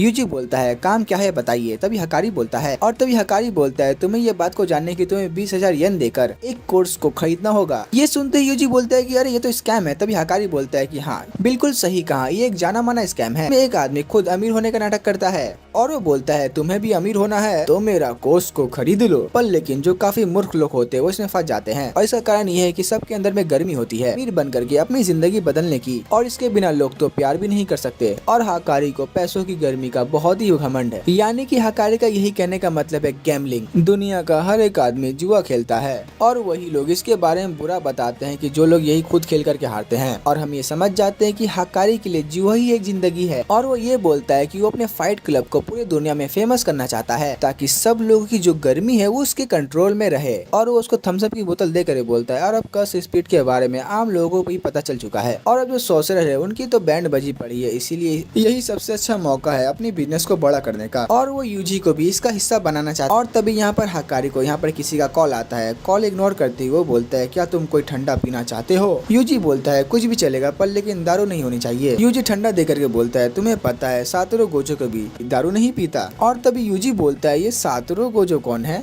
और ठंडा हाथ में लेकर के वो बोलता है कि मैं तो सातोरू गोजो को जानता भी नहीं हूँ। और यहाँ पर यूजी का झूठ पकड़ा जाता है, क्योंकि दुनिया में कोई भी सॉर्सरर ऐसा नहीं है जो कि वो गोजो को नहीं जानता। हकारी यहाँ यूजी को बोलता है, तुम जरूर जुजुत्सु हाई से आए हो ना? अबे साले बेवकूफ की छठी औलाद। तभी उसके ऊपर वो ठंडे की बोतल फेंक करके हमला कर देता है और यूजी को मारते हुए ये बोलता है, उसे किरारा का कॉल आ रहा है। तभी हम यूजी को देख पाते हैं कि अजीब अजीब हरकतें करके उसके अटैक से बच रहा होता है, यानी कि अब हकारी ये समझ जाता है यहाँ पर जरूर कुछ गड़बड़ है। और तभी यूजी बोलता है कि अरे पहले मेरी बात तो सुन लो। हकारी बोलता है, बिल्कुल भी नहीं, क्योंकि तेरी वजह से मैं अब ठंडा हो चुका हूँ। और तभी अगले सीन में मेगुमी को देखते हैं जो कि एक गार्ड के परछाई के पीछे में छुप करके यहाँ पर आ गया था, और इसके बाद उस गार्ड को मार करके बेहोश कर देता है। दूसरी साइड यहाँ पांडा भी यहाँ पर कुछ लोगों के साथ यानी कि कुछ गार्ड के साथ यहाँ पर वो दिखला रहा होता है कि वो एक पांडा है। पर लेकिन यहाँ पर एक गार्ड को पता चल जाता है कि अरे ये तो हमारा फाइटर पांडा है। लेकिन पांडा ये सुनने से पहले उन दोनों को ही मार करके सुला देता है। और तभी ये साइड पर पांडा ये ध्यान देता है कि यहाँ पर सीसीटीवी कैमरा नहीं है, इसीलिए वो इमरजेंसी सीट से यहाँ से ऊपर निकल जाता है। और इसके बाद हम ये देख पाते हैं कि मेगुमी एंड पांडा दोनों ही छत में आ चुके होते हैं और यहीं पर हकारी का ऑफिस भी। लेकिन तभी यहाँ पर किरारा भी आ जाती है और तभी मेगुमी एंड पांडा किरारा को छत में देख करके हैरान हो जाते हैं। पांडा को ऐसा लगता है कि शायद ये हकारी के साथ होगी, लेकिन ये तो हमारे पास ही है। और तभी यहाँ पर किरारा मेगुमी को देखकर ये बोलती है कि ये तो शायद उस लड़के के साथ आया था और पांडा ने इसे अंदर घुसाया था, यानी कि ये तीनों ही मिले हुए, यानी कि ये तीनों ही जुजुत्सु हाई से आए हुए होंगे। किरारा को ऐसा लगता है कि हकारी के लिए कुछ खतरा है, इसीलिए तुरंत ही वो हकारी को कॉल लगा देती है। और तभी मेगुमी अपनी शैडो वाले पावर से किरारा के ऊपर हमला कर देता है। तभी हम ये देख पाते हैं किरारा अपने पावर से उसके डॉग को ही उसकी तरफ फेंक देती है। और तभी किरारा तुरंत ही ऑफिस रूम की तरफ में भागने लग जाती है, लेकिन तभी उसके पीछे पांडा भी भागने लग जाता है। पांडा भागते उसे समझाता है कि हम कोई दुश्मन नहीं है, बस हम हकारी से बात करने के लिए यहाँ आए हैं। ये सुन किरारा बोलती है कि अब हमें पांडा के ऊपर भरोसा नहीं है क्योंकि तुमने हमें धोखा दे दिया है। और तभी हम ये जान पाते हैं किरारा की टेक्निक की वजह से पांडा उसके पास तो जा ही नहीं पा रहा था, बल्कि उसके पीछे ही भागता जा रहा था। और तभी मेगुमी का डिवाइन डॉग किरारा का रास्ता घेर लेता है, लेकिन तभी मेगुमी भी यहाँ पर खींचा चला जाता है। और तभी मेगुमी को भी ये नहीं पता कि किरारा की कस्ट टेक्निक है क्या। तभी हम पांडा के पीछे टैटू से कुछ बना हुआ एक स्टार को देख पाते हैं। और तभी मेगुमी यहाँ किरारा को समझाता है कि हम जुजुत्सु साइट्स के नहीं है, और तुम्हें ये तो पता ही होगा कि टोक्यो में क्या चल रहा है, और वहाँ पर जो बैरियर्स वगैरह बने हैं वो कलिंग गेम के हिस्सा है, और हमें हकारी की मदद चाहिए, बस हम इसीलिए यहाँ पर आए हैं। लेकिन किरारा ये सब सुनना नहीं चाहती थी। तभी मेगुमी यहाँ बोलता है कि तुम दोनों लोगों के और हायरप्स के बीच में ऐसा क्या हुआ था जिसकी वजह से तुम दोनों को जुजुत्सु हाई से निकाल दिया गया था। और तभी पांडा बताता है कि जुजुत्सु के हायरप्स मतलब कि जो हायरप्स है उन्हें नई तरीके का टेक्निक पसंद नहीं है। टाइम के साथ साथ जुजुत्सु नई टेक्नोलॉजी के साथ मिलता जा रहा है, जिसकी वजह से हायरप्स को ये पसंद नहीं आ रहा है, जैसे कि हकारी की टेक्निक। किरारा बोलती है कि हायरप्स के अंदर में तो दिमाग ही नहीं है, लेकिन अगर तुम्हें उनसे निपटना है तो गोजो तो है ना, तुम्हें हकारी की क्या जरूरत है। मेगुमी बोलता है कि गोजो को सील कर दिया गया है, लेकिन किरारा को इस पर बिल्कुल भरोसा नहीं होता। और अब ये दोनों ही सोचते हैं कि ये हकारी की बहुत ज्यादा क्लोज है, इसीलिए कैसे भी करके हमें इसे मनाना ही होगा। और अब मेगुमी यहाँ पर अपने बहुत सारे रैबिट को बुला लेता है। तभी अपने रैबिट के ऊपर देखता है कि उन सब के ऊपर एक्रस लिखा हुआ था और ऑफिस के गेट पर लिखा हुआ था गैक्रस। और अब यहाँ पर मेगुमी के रैबिट्स पूरी तरीके से फेल हो जाते हैं। किरारा सोचती है कि वो अपने कर्ज टेक्निक से शिकिगामी के ऊपर भी मार्क कर सकती है, और अब ये रैबिट्स भी उसके डॉग की तरह मेगुमी से जाकर चिपक जाएंगे और मेगुमी को कुचल देंगे। लेकिन तभी मेगुमी सारे ही रैबिट को गायब कर देता है। फिर तभी वो पांडा से पूछता है कि मेरी रैबिट की टेक्निक कैसी थी। वो बोलता है कि एकदम बढ़िया थे, लेकिन तभी मेगुमी बोलता है कि वो कौन कौन जगह नहीं जा पा रहे थे। थे। तभी वो बोलता है किरारा के पास और ऑफिस रूम के पास वो नहीं जा पा रहे थे। और हम ये देख पाते हैं कि मेगुमी एंड पांडा के ऊपर भी वो चीज लिखी हुई होती है। और अब मेगुमी ये समझ जाता है कि किरारा की जो टेक्निक है वो स्टार के ऊपर बेस्ड है, वो जरूर स्वॉर्ड एंड क्रॉस स्टार का इस्तेमाल कर रही है। और ये सुनकर ही किरारा चौंक जाती है। और अब मेगुमी ये समझ जाता है कि उसका तुक्का सही लग गया है। तभी किरारा को थोड़ा टेंशन हो जाता है। तभी वो सोचता है कि मेगुमी को अगर मेरी टेक्निक के बारे में पता चल गया तो वो ऑफिस रूम की तरफ में पहुंच जाएगा, लेकिन अब उन्हें वो रोक कर रहेगी। तभी मेगुमी अपनी बहन सुमुगी का शुक्रिया अदा करता है। बचपन में उसकी ही बहन ने उसने साउदर्न क्रॉस के बारे में बताया था। ये सबसे छोटा तारामंडल होता है और इस स्टार के पास में 4 स्टार होते हैं और ये चारों ही स्टार क्रॉस के शेप में होते हैं और चारों के ही अलग अलग नाम के स्टार हैं और इन स्टार को तो एक दूसरे से दूर होना चाहिए। और अब मेगुमी ये समझ जाता है कि वो पांडा के साथ रह सकता है और वो किरारा एंड ऑफिस डोर के पास नहीं पहुंच सकता। लेकिन अगर किरारा ये चाहती तो वो डोर के अंदर भी जा सकती थी, लेकिन वो खुद भी तो बाहर ही खड़ी है। हो सकता है कि अंदर जाने का कोई और भी रास्ता हो। तभी पांडा मेगुमी को बोलता है कि हमारे बीच में शायद एक और स्टार है जिसकी वजह से ही हम शायद उसके पास जाएंगे तो शायद कुछ हो सकता है और फिर शायद हम किरारा और उस डोर के पास भी पहुंच जाए। और अब किरारा को थोड़ी टेंशन होती है, उसकी टेक्निक के बारे में इन दोनों को ना पता चल जाए, इसीलिए तभी वो एक कार के ऊपर EMI लिख देती है और वो कार पांडा से जाकर टकरा जाती है। लेकिन तभी पांडा उसे दूर उड़ा के फेंकने की कोशिश करता है तो वो कार वापस उसके मुंह में आके लग जाती है। तभी मेगुमी ये सोचता है कि किरारा को किसी भी चीज के ऊपर लिखने के लिए किरारा को पहले उसे छूना पड़ता होगा, लेकिन मेगुमी ये सोचता है कि उसने तो मुझे छुआ ही नहीं। लेकिन तभी वो सोचता है कि उसके शिकिगामी उसने डॉग को उसने छुआ था। अब मेगुमी ये समझ जाता है कि वो किसी इंसान को मार्क नहीं कर सकती बल्कि कर्स एनर्जी को मार्क करती है जिसके वजह से। पर लेकिन जो कार एंड डोर है उनके ऊपर पहले से ही कोई कर्स एनर्जी डाली हुई होती है जिसकी वजह से ही किरारा की पावर काम कर रही है। और तभी मेगुमी दूसरी चीजों को देखने की कोशिश करता है और तभी मेगुमी को एक पार्किंग स्पॉट दिखता है और उसके ऊपर मिमोसा लिखा हुआ था, यानी कि वही 5वां स्टार। और अब हमें ये पता चलता है कि किरारा की जो टेक्निक है उसका नाम लव रॉन्डेवुड, जिसमें वो साउदर्न क्रॉस स्टार का इस्तेमाल करती है। वो अपने टारगेट्स को 5 अलग अलग स्टार दे देती है। अगर वो 2 चीजों को सेम स्टार दे दे तो वो आपस में चिपक जाती हैं, जैसे कि मेगुमी की शिकिगामी उसके साथ चिपक रहे हैं। और अब एक स्टार दूसरे स्टार के पास तभी जा पाएगा जब वो एक फिक्स रास्ते पर चले और ये रास्ता है इन स्टार के पृथ्वी से दूरी, यानी कि मेगुमी को सबसे पहले मिमोसा को सुना होगा और तब जाकर ही वो किरारा एंड ऑफिस के डोर के पास पहुंच पाएगा। और अब मेगुमी अपना एक रैबिट को पांडा को दे देता है और अब पांडा उस रैबिट को पार्किंग स्टॉप की तरफ में फेंक देता है, यानी कि अब मेगुमी ने मिमोसा को छू लिया है। और अब किरारा मेगुमी की तरफ में विकार फेंकने की कोशिश करती है, लेकिन तभी किरारा के पीछे आकर के डिवाइन डॉग उसे पकड़ लेता है। और तभी किरारा को यह पता चल जाता है कि मेगुमी ने अपने डिवाइन डॉग को गायब किया ही नहीं था और मेगुमी ने उसे एक दीवार के पीछे छुपा दिया था। और जैसे ही उसके बीच में और मेगुमी के बीच में किरारा आई, उसने डॉग को रिलीफ कर दिया और उसी डॉग ने किरारा को खींचते हुए मेगुमी की तरफ में ले आया। किरारा को मजबूरी में ही अपने टेक्निक को बंद करना पड़ता है। मेगुमी अब किरारा को हाथ को बांध देता है। तभी मेगुमी उसे बोलता है कि अब हमारी बात को ध्यान से सुनना। लेकिन तभी किरारा बोलती है कि तुम्हें ये कैसे पता कि डॉग उसी तरफ में आएगा, तुम भी तो उसकी तरफ में खींचे जा सकते थे ना। मेगुमी अब ये बोलता है कि बस ये तुम समझ लो कि ये एक तुक्का था। मेगुमी अब ये समझ गया था जिसके अंदर में ज्यादा कस एनर्जी होती है वो उसकी तरफ में खींचा चला आएगा। पहले कैसे मेगुमी डॉग की तरफ में खींचा चला गया था,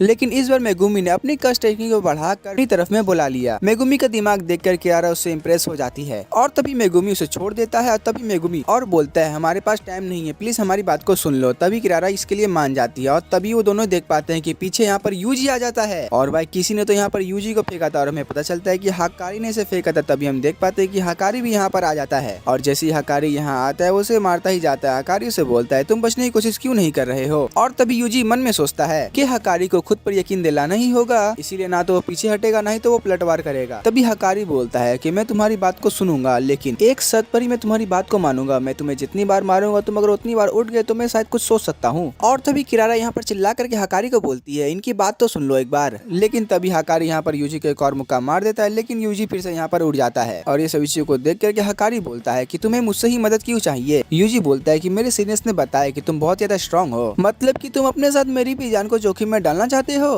तो चल यूजी यही नाम है ना, तो चल तू अपनी मुझे गर्मी दिखला। और पता नहीं प्रिंसिपल यागा ने कैसे लंगूरों को इस साल भर्ती कर लिया है। यूजी बोलता है कि मेरे अंदर किसी भी चीज की गर्मी नहीं है, मैं तो बस एक मशीन के अंदर लगा हुआ एक गियर हूँ, वो मशीन जिसका इस्तेमाल सॉर्सरर्स करते हैं कर्सेस को मारने में। तभी हकारी बोलता है तुम तो बोरिंग हो, उसे एक जोरदार पंच मार देता है जिससे यूजी दूर जाकर के गिरता है। तभी हकारी बोलता है कि दर्द हुआ ना। तभी हकारी बोलता है गोजो ने बोला था कि मेरी कर्स एनर्जी काफी ज्यादा कड़क है। लेकिन तभी हकारी यहाँ पांडा एंड मेगुमी को बोलता है यहाँ से यूजी को लेकर के चले जाओ और वापस यहाँ दोबारा मत आना। इतना बोलते यहाँ पर यूजी वापस से खड़ा हो जाता है। ये देख करके हकारी हैरान हो जाता है। तभी यूजी बोलता है मैं बस एक कॉक हूँ, लेकिन मशीन चलाने के लिए कॉक का भी एक इम्पोर्टेंट रूल होता है, यानी कि तुम जब तक मान नहीं जाते मैं तब तक खड़ा होता रहूंगा चाहे तुम जितना मान लो। और तभी यूजी हकारी से पूछता है तुम्हारा रोल क्या है। तभी हकारी अपने मन में सोचता है कि यही वो कॉक का गर्मी है और तभी फिर से हकारी से मारने लगता है। तभी किरारा बोलती है कि तुम थक गए हो ना। तभी यहाँ हकारी भी रुक जाता है। तभी वो बोलता है कि मैं तुम लोगों से डील करने के लिए तैयार हूँ। और तभी फिर किरारा ये बताती है कि भले से वो हाई रेप से नफरत करता है लेकिन जो उसकी गर्मी बढ़ती है यानी कि वो जूसु हाई में रह करके वो बाकियों की मदद करके तभी उसे अच्छा लगता है। और तभी यहाँ पर एक शिकिगामी आ जाता है जो कि कलिंग गेम का होता है और इसका नाम कोगाम है जो कि कलिंग गेम के बारे में इन्हें बताने आया है। और जैसे यहाँ पर ये आता है तभी ये बताता है कलिंग गेम में एक नया रूल ऐड किया गया है। रूल नंबर 9 जोड़ा गया है। रूल नंबर 9 कोई भी प्लेयर किसी भी प्लेयर की जानकारी देख सकता है, उनके नाम, पॉइंट, उन्हें कितने भी रूल जोड़े हैं और वो कौन से कॉलोनी के बैरियर में भी है। और हम ये देख पाते हैं कि ये नए रूल को जिसने ऐड किया है उसका नाम कासिमो है और इस नए रूल को कासिमो नाम के प्लेयर ने ऐड किया है जिसने ऑलरेडी इतने सारे कर्सेस को मार दिया था। उसके ऑलरेडी 200 पॉइंट हो चुके थे लेकिन उसके सामने जो भी थे उसे बहुत ही कमजोर लग रहे थे। 400 साल पहले वो लोग ज्यादा स्ट्रॉन्ग थे जिनसे ये पहले लड़ा करता था और अब सीधा कासिमो सुकुना के साथ लड़ना चाहता था और इसीलिए उसने अपनी 100 पॉइंट को इस्तेमाल करके नए रूल को ऐड करवा दिया जिसमें एक दूसरे की इन्फॉर्मेशन देख सकते हैं। और तभी हम अगले सीन में एक लड़की को देख पाते हैं जिसका नाम सासाकी होता है और इस लड़की को हमने सीजन 1 में भी देखा है। और ये जो लड़की है ये यूजी की दोस्त है और ये लड़की का स्कूल में कल्ट क्लब था जिसमें यूजी इसमें शामिल था। और तभी अगले ही पल केंजाकू इसके सामने आ जाता है। वो बोलता है कि वो एक सोर्सरर है। वो बोलता है कि मैंने इस कॉलोनी में एक बैरियर बनाया है और इस कॉलोनी यानी कि इस बैरियर के अंदर में कलिंग गेम खेला जाएगा और थोड़ी दूरी पर एक एग्जीक्यूशनल ग्राउंड है जो कि इस बैरियर का सेंट्रल पॉइंट है और ये बैरियर 5 से 6 किलोमीटर इतना बड़ा है। और केंजाकू ने ये बैरियर को बनाने में बहुत ज्यादा मेहनत करी है लेकिन यहाँ पर केंजाकू किसी को भी जबरदस्ती यहाँ पर रोक नहीं सकता। और हाँ, जो आम लोग पहले से ही बैरियर के अंदर में रह रहे थे उनके पास एक मौका है कि वो इस बैरियर को छोड़ करके जा सकते हैं। और केंजाकू बोलता है वो खुद बैरियर के बाहर उन्हें छोड़ करके आएगा और जाने के बाद उनको ऐसा लगेगा कि वो एक सपना देख रहे हैं। तभी सजाकी इसकी बात सुनते हुए बोलती है क्या ये एक सपना है? तभी केंजाकू बोलता है कि एक सपना नहीं है, नहीं हकीकत है, बल्कि हम दोनों के ही बीच में है, यानी कि जो ये बीच की दुनिया है वो एक कर्स की दुनिया है। और तभी सासाकी यहाँ से निकलने का एक फैसला करती है और केंजाकू अपने साथ उसे बाहर ले जाने लगता है। और तभी रास्ते में ही केंजाकू से बोलता है कि मेरे बेटे का ख्याल रखने के लिए तुम्हारा शुक्रिया। और केंजाकू की ये बात को सुन करके उसे कुछ समझ में नहीं आता और तभी उसकी नींद खुल जाती है और वो बैरियर के बाहर आ जाती है जहाँ पर उसका एक दोस्त भी होता है और ये युकुची है। और तभी यहाँ पर हम बहुत सारे लोगों को देखते जो केंजाकू ने इन सभी लोगों को यहाँ से बाहर निकाल दिया था बैरियर के। और तभी इनके सामने में एक बहुत ही बड़ा बैरियर था और इन सभी के सपने में केंजाकू भी आया था और केंजाकू ने सिर्फ अपने बेटे वाली बात सासाकी को ही बताया था। और मैं आप सभी लोगों को ये बता दूं कि यूजी जो है वो केंजाकू का बेटा है, यानी कि टेक्निकली देखा जाए कि जो केंजाकू था वो यूजी मॉम की बॉडी के अंदर में था। और दूसरी तरफ मेगुमी यहाँ हकारी को बताता है कि गोजो को सील कर दिया गया है और ये सुनकर वो चौंक जाता है। तभी पांडा बताता है कि प्रिंसिपल यागा इस दुनिया में नहीं रहे हैं और ये बात सुनकर ये सभी लोग शॉक्ड हो जाते हैं। और प्रिंसिपल यागा वाली बात, ये बात तो यूजी और मेगुमी को भी नहीं पता थी। तभी पांडा बताता है शिबुया इंसिडेंट के बाद हायर अप्स यागा के पीछे लग गए थे जिसकी वजह से उनको टपका दिया गया। और ये सुनकर के यूजी शॉक्ड हो जाता है। और यागा जो थे वो पांडा के फादर जैसे थे। ये बात यूजी को भी और मेगुमी को काफी ज्यादा बुरी लगती है और यहाँ पर हकारी भी सुनकर काफी ज्यादा दुखी हो जाता है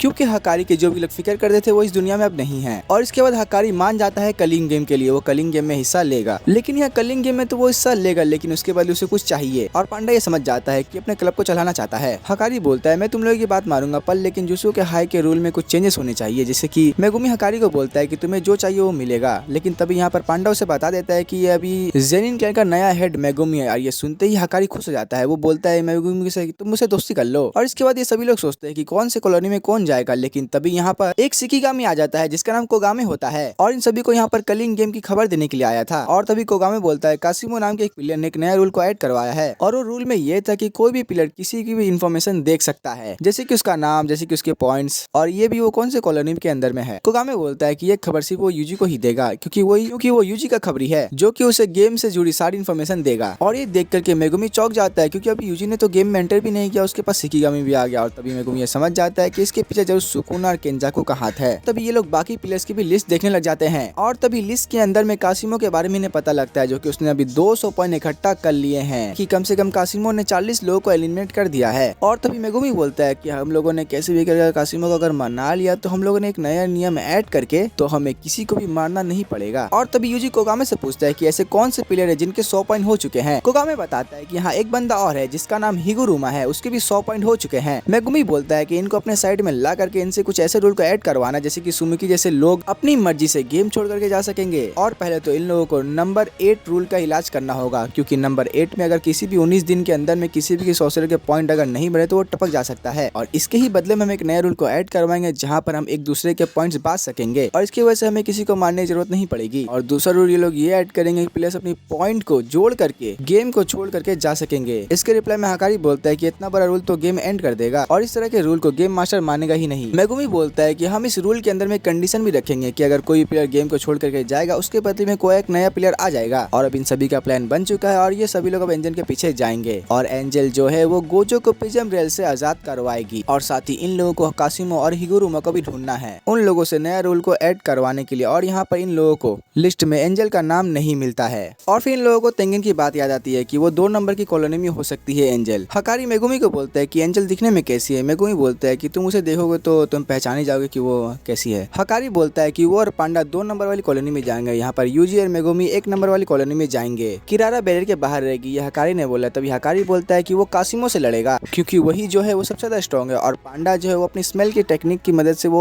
एंजल को ढूंढेगा। और अब यहाँ पर यूजी को थोड़ा डर था क्योंकि वो और मेगुमी एक ही कॉलोनी में साथ में जाएंगे क्योंकि यूजी को ये बात पता था कि सुकुना मेगुमी के साथ कुछ करने वाला है। मेगुमी यूजी को बोलता है कि ऐसा कुछ भी नहीं होगा। और इसके बाद हम कल का सीन देखते हैं जहाँ पर और ये सभी लोग बैरियर के पास पहुंच जाते हैं जहाँ पर कोगामे बोलता है इस बैरियर के अंदर में कलिंग गेम चल रहा है, जैसे ही तुम लोग इस बैरियर के अंदर में एंटर करोगे तो तुम लोग गेम में भी एंटर हो जाओगे। और इतना सुनते ही यूजी, मेगुमी एंड पांडा और हकारी इसके लिए तैयार हो जाते हैं। और तभी बैरियर के अंदर हानियो नाम की एक लड़की को देखते हैं जो कि वॉकी टॉकी से अपने एक फ्रेंड विन नाम से बात कर रही है। और तभी हानियो हवा में उड़ने लग जाती है अपने बालों को जेट में बदल करके। और यहाँ पर हमें पता चलता है कि ये सभी लोग यानी कि एक और इसका एक फ्रेंड है जिसका नाम हाबा है। ये तीनों ही लोग यहाँ पर ये प्लान करते हैं कि कोई भी बैरियर के अंदर में एंटर होगा सबसे पहले यही लोग उसे टपकाएंगे। और यहाँ पर ये मेंशन नहीं किया गया था कलिंग गेम के रूल के अंदर में कि कोई भी बंदा बैरियर के अंदर में अगर एंटर होगा तो वो कहीं पर भी लोकेशन पे गिर सकता है, यानी कि जो भी लोग बैरियर के अंदर में एंटर करेंगे वो हवा से नीचे गिरेंगे और इनकी लोकेशन भी सिलेक्ट नहीं होगी, किसी भी लोकेशन में वो लोग जा सकते हैं। और ऐसा ही होता है जब यूजी और मेगुमी बैरियर के अंदर में एंटर करते हैं उन दोनों की लोकेशन अलग हो जाती है। जहाँ पर यूजी हवा से नीचे गिरता है, जहाँ पर हानि उनके ऊपर अटैक कर देती है, यानी कि यूजी के ऊपर वो अटैक कर देती है क्योंकि यूजी हवा से नीचे गिरा था। और ये लोग यहाँ पर इंतजार कर रहे थे कि कोई भी यहाँ पर आए और इसके बाद यूजी उसके ऊपर अटैक कर देता है जिसकी वजह से वो नीचे गिरने लग जाती है। तभी यहाँ पर हाबा भी आकर के यूजी के ऊपर अटैक कर देता है लेकिन यहाँ पर यूजी उसको एक पंच मार देता है और यहाँ पर हाबा एंड यूजी की फाइट शुरू हो जाती है जहाँ पर यूजी हाबा को हरा देता है। तभी वो सोचता है कि वो हिगुरुमा के बारे में कैसे इनसे पूछेगा। और तभी यहाँ पर दूर से रिन ये देख लेता है कि यूजी यहाँ पर आ चुका है और वो यूजी को पहचानता है। और यहाँ पर मेगुमी को देखते जो कि हवा से नीचे गिरा था, जहाँ पर ये भी एक अलग लोकेशन पर था, जहाँ पर मेगुमी यहाँ पर एक लड़की को हरा देता है। जहाँ पर ये लड़की बोलती है मुझे पता चल गया है कि तुम क्या चाहते हो, तुम हिगुरुमा की लोकेशन जानना चाहते हो तो वो मुझे पता है, अगर तुम मेरी प्रोटेक्शन करोगे तो मैं तुम्हारी हेल्प कर दूंगी। तो मेगुमी बोलता है कि ज्यादा शान पट्टी करने की कोशिश मत करना, अगर तुमने कुछ भी ऐसा किया तो मैं तुम्हें मार दूंगा, मैं तुम्हारे बारे में जरा सा भी रहम नहीं करूंगा। और वो बोलती है कि ठीक है मेरे साथ चलो। तभी मेगुमी उसके पीछे चलने लग जाता है और तभी यहाँ पर हम यूजी को देखते हैं जो कि हवा से फाइट कर रहा होता है और यहाँ यूजी से मार करके बेहोश कर देता है। वो सोचता है कि अब वो इन्फॉर्मेशन कैसे निकलवाएगा, वो कैसे जान पाएगा हिगुरुमा कहाँ है। और यूजी के इतना बोलते ही पीछे से रिन आ जाता है। तभी वो बोलता है, रिन बोलता है कि मुझे पता है हिगुरुमा कहाँ है और वो ये भी जानता है कि यूजी कौन है। और वो बोलता है कि यूजी को हाई स्कूल में टाइगर नाम से बुलाया जाता था। और ये सुनकर यूजी हैरान हो जाता है। वो बोलता है कि अरे तू मेरी टोन से था क्या। और तभी रिन बोलता है कि मेरी बात सुनो और मेरे साथ चलो। और यहाँ पर रिन यूजी को कहीं पर लेके जा रहा था और यूजी भी उसे पीछे चलता जा रहा था। तब यहाँ पर रिन बोलता है कि हिगुरुमा एक इकेबुगेरू नाम की एक जगह पर है। और यहाँ पर रेमी भी मेगुमी को हिगुरुमा की लोकेशन में लेके जाने लग जाती है। और तब यहाँ पर मेगुमी सोचता है कि वो यूजी की तरह बिल्कुल नहीं है, अगर इसने कुछ भी गलत करने की कोशिश की तो मैं इसे मार डालूंगा पॉइंट के लिए। और मेगुमी ये समझ जाता है कि रिमी कोई पुरानी सोसर नहीं बल्कि एक न्यू सोसर है। तभी रिमी बताती है आम लोगों को बैरियर से बाहर जाने का मौका दिया गया है, पर लेकिन जो सोसर जो कि पहले से यहाँ पर रह रहे थे कि हमें ये मौका मिला ही नहीं बाहर जाने का। और हम जो सोसर से हमारे लिए 12 दिन पहले ही कली गेम शुरू हो चुका था, अगर हम लड़ेंगे नहीं तो हम एलिमिनेट कर दिए जाएंगे। और यहाँ पर बस सब लोग सर्वाइव करने की कोशिश कर रहे हैं। और मेगुमी ये समझ जाता है कि पुराने जो सोसर वो हरामी तो है ही है, बल्कि जो ये नए सोसरस हैं, नए सोसर भी उनके लिए खतरा बन सकते हैं। और ये बात मेगुमी को पता चल जाती है, पर लेकिन ये बात यूजी को पता नहीं चलती। और यहाँ पर मेगुमी को और यूजी को दोनों ही को अलग अलग लोकेशन बताई गई है हिगुरुमा की। और तभी सीन शिफ्ट होता है, हम कुछ समय बाद का एक सीन देखते हैं और हम ये देखते हैं एक चोर एक माँ और बेटी को टपका देता है और पुलिस इस क्राइम के लिए कीता नाम के एक लड़के को अरेस्ट कर लेती है, जो कि ये लड़का उसी एरिया में रहता है जहाँ पर कत्ल हुआ था। कीता का ये कहना है कि वो बेगुनाह है, लेकिन हिगुरुमा जो कि डिफेंस लॉयर है वो यहाँ पर कीता से मिलने आया था। और जब पुलिस वाले कीता से बातचीत करने गए थे लेकिन वो वहाँ से भाग गया था। पुलिस वालों ने उसके घर तक पीछा गया और पुलिस वाले ने उसके घर से खून जैसा नवा एक चाकू मिल गया और ये खून उसी माँ और बेटी का भी था, यानी कि किताब रंगे हाथों पकड़ा जाता है। पर किताब बोलता है वो पुलिस से डर कर इसीलिए भागा था क्योंकि उसके पास एक बिल्ली थी, वो जहाँ रहता है वहाँ पर बिल्ली रखना अलाउड नहीं है और वो अपनी बिल्ली को बचाने के लिए वहाँ से भागा था। और बात रही वो चाकू की तो मुझे रास्ते में मिला था। और अब हम ये देखते हैं कि हिगुरुमा अपने ऑफिस में रहता है और तभी उसकी एक असिस्टेंट शिमिजू बोलती है मुझे तो कीता की कहानी कहानी झूठ लग रही है, वो रास्ते में क्यों चाकू उठा लेगा वो। तभी हिगुरुमा बोलता है कि पुलिस वालों ने इससे पहले भी कीता को उठा लिया था घर से, और मैंने जब कीता से पूछा उसने ये बताया कि वो चाकू को पुलिस स्टेशन जाकर जमा देने वाला था, क्योंकि उसके एरिया में पुलिस को कॉल करके बुलाना अलाउड नहीं है, क्योंकि आसपास के लोगों को परेशानी होती है। और अब हमें ये बताया जाता है कि कीता एक एल्चू नाम के एक सेंटर में काम करता है और वहाँ पर बूढ़े लोगों की देखभाल करनी पड़ती है, और इसके बदले में उसे तो पैसे भी नहीं मिलते हैं, और बस ये काम के बदले में कभी कभी कुछ उसे खाना और कभी पैसे भी दिए जाते थे। और इसके बदले में कीता जहाँ पर रह रहा था उससे 50,000 येन लिए जाते हैं रेंट के तौर पर। और अब हमें ये पता चलता है कीता के मोहल्ले में बहुत सारे लोग होते हैं जो कि काफी अमीर होते हैं और उनके बहुत सारे क्रिमिनल रिकॉर्ड वगैरह भी होते हैं। हिगुरुमा बोलता है कि उनमें से शायद कोई हो सकता है। इसके बाद हिगुरुमा ये डिसाइड करता है कि वो एरिया में जाकर छानबीन करेगा, और रास्ते में जाते वक्त उसके साथ स्टेशन भी थी जहाँ पर हिगुरुमा बोलता है कि वो निर्दोष है, कि हम सरकारी वकील है, हमें ऐसे भी ज्यादा पैसा नहीं मिलते, और वैसे भी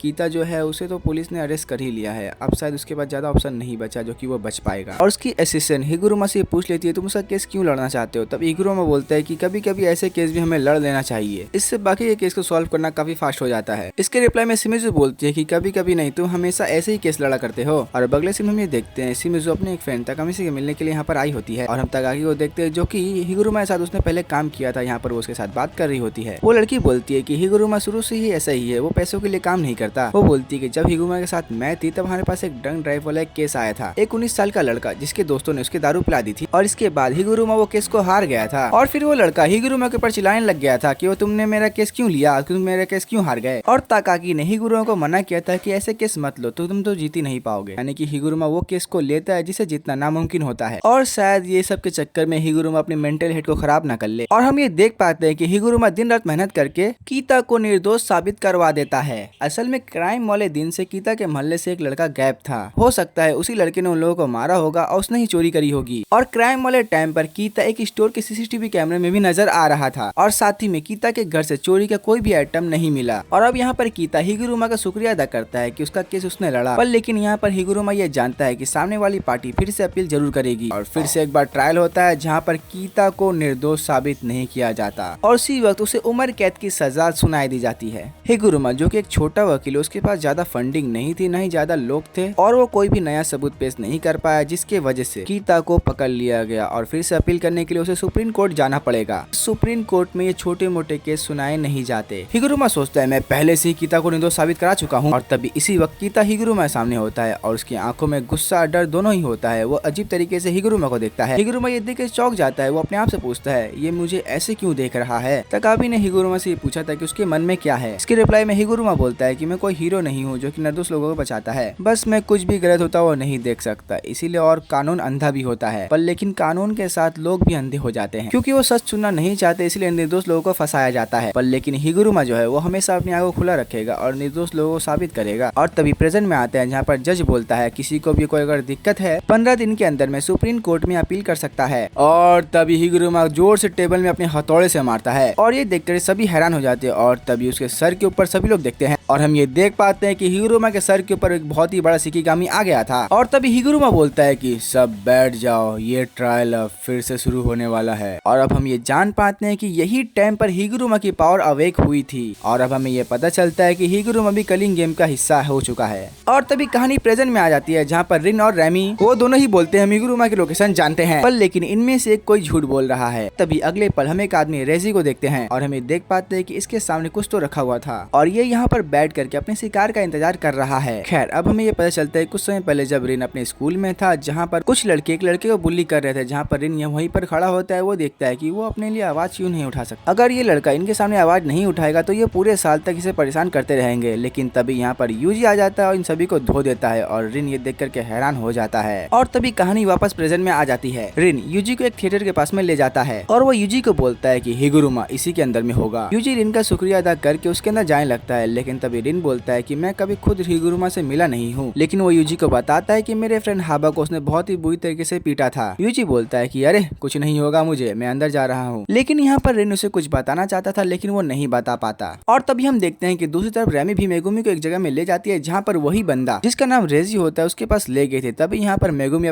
अपने डिवाइन डॉग को बुला लेता है, और वो गुस्सा हो जाता है। तभी मेगुमी बोलता है मेरे पास फालतू का टाइम नहीं है। और तभी सिंह यूजी की तरफ में शिफ्ट होता है, जहाँ पर यूजी के सामने हिगुरुमा होता होता है, यानी कि यहाँ पर यूजी को हिगुरुमा मिल चुका है। और हम ये देखते हैं कि हिगुरुमा अपने ड्रेस में बाथटब में लेटा हुआ होता है और वो बोलता है यूजी को देख करके मुझे यहाँ पर काफी सुकून मिलता है। यूजी सीधा उससे काम की बात करने लग जाता है, लेकिन तभी हिगुरुमा से बोलता है रुको, मैं एक लॉयर हूँ, मुझसे बात करने की फीस 5000 येन है। और ये सुन यूजी चौंक जाता है, लेकिन हिगुरुमा यहाँ पर मजाक कर रहा था। हिगुरुमा ये देखना चाहता था कि लालची वकील कैसे होते हैं और उसने ऐसा अभी एक्ट किया था। यूजी ये समझ जाता है कि हिगुरुमा को एक पुराना सोर्सर नहीं है बल्कि एक नया इंसान है और इस इंसान के अंदर में पावर अवेक हुई है जिसकी वजह से जुत्सु की पावर मिल चुकी है। और दूसरी तरफ रेजी ये समझ जाता है कि मेगुमी बहुत ज्यादा स्ट्रॉन्ग है और मेगुमी बोलता है कि हमारी टीम में जुड़ जाओ और वो बोलता है कि तुम्हें कलिंग गेम के बारे में क्या क्या पता है। इसके ये रिप्लाई मेगुमी बोलता है कि ये रिचुअल को पूरा होने में जापान के सभी लोग बदल जाएंगे। ये सुन रेजी हंसने लग जाता है। वो बोलता है क्या तुम केंजाकू को जानते हो? मेगुमी को ये बात पता था केंजाकू को कोई जान पहचान वाला कलिंग गेम में जरूर होगा। तभी रेजी बोलता है केंजाकू का प्लान कुछ और है, समझ लो 1000 सॉर्सरर इस गेम में हिस्सा ले रहे हैं और हर एक कॉलोनी में 100 सॉर्सरर्स हैं और उन कॉलोनीज में हिगुरुमा एंड कासिमो जैसे महान सॉर्सरर्स हैं जो कि काफी ज्यादा पावरफुल हैं और ये सॉर्सरर किसी भी सॉर्सरर को आसानी से एलिमिनेट कर सकते हैं और इनके वजह से गेम रुक सकता है। और इन लोगों ने 60 लोगों को एलिमिनेट किया है और मेगुमी जब यहाँ पर आया था उसने ये नोटिस किया था और मेगुमी ने कॉलोनी में ये देखा भी था, बहुत ही सन्नाटा भी था। रेजी बोलता है कई महान सॉर्सरर्स आसमान से एंट्री लेने के वक्त ही मर गए थे। अगर सच में केंजाकू को कर्स एनर्जी चाहिए होती प्लेयर्स की, केंजाकू तो ऐसा एंट्री सिस्टम रखता ही नहीं जो कि वो ऊपर से गिरा और नीचे आने से पहले ही वो खत्म हो जाए, बल्कि वो तो यही चाहता है कि सॉर्सरर आपस में लड़ते ही रहें। और उसका ये मानना था केंजाकू ऐसा करेगा कि आखिर में जो भी सॉर्सरर मर जाएगा उसके ऊपर वो बम फोड़ देगा और वो उसी समय गेम को खत्म कर देगा। और तभी अगले पल हम केंजाकू को देख पाते हैं जो कि चाइना के गवर्नमेंट के साथ कुछ मीटिंग करने के लिए गया था।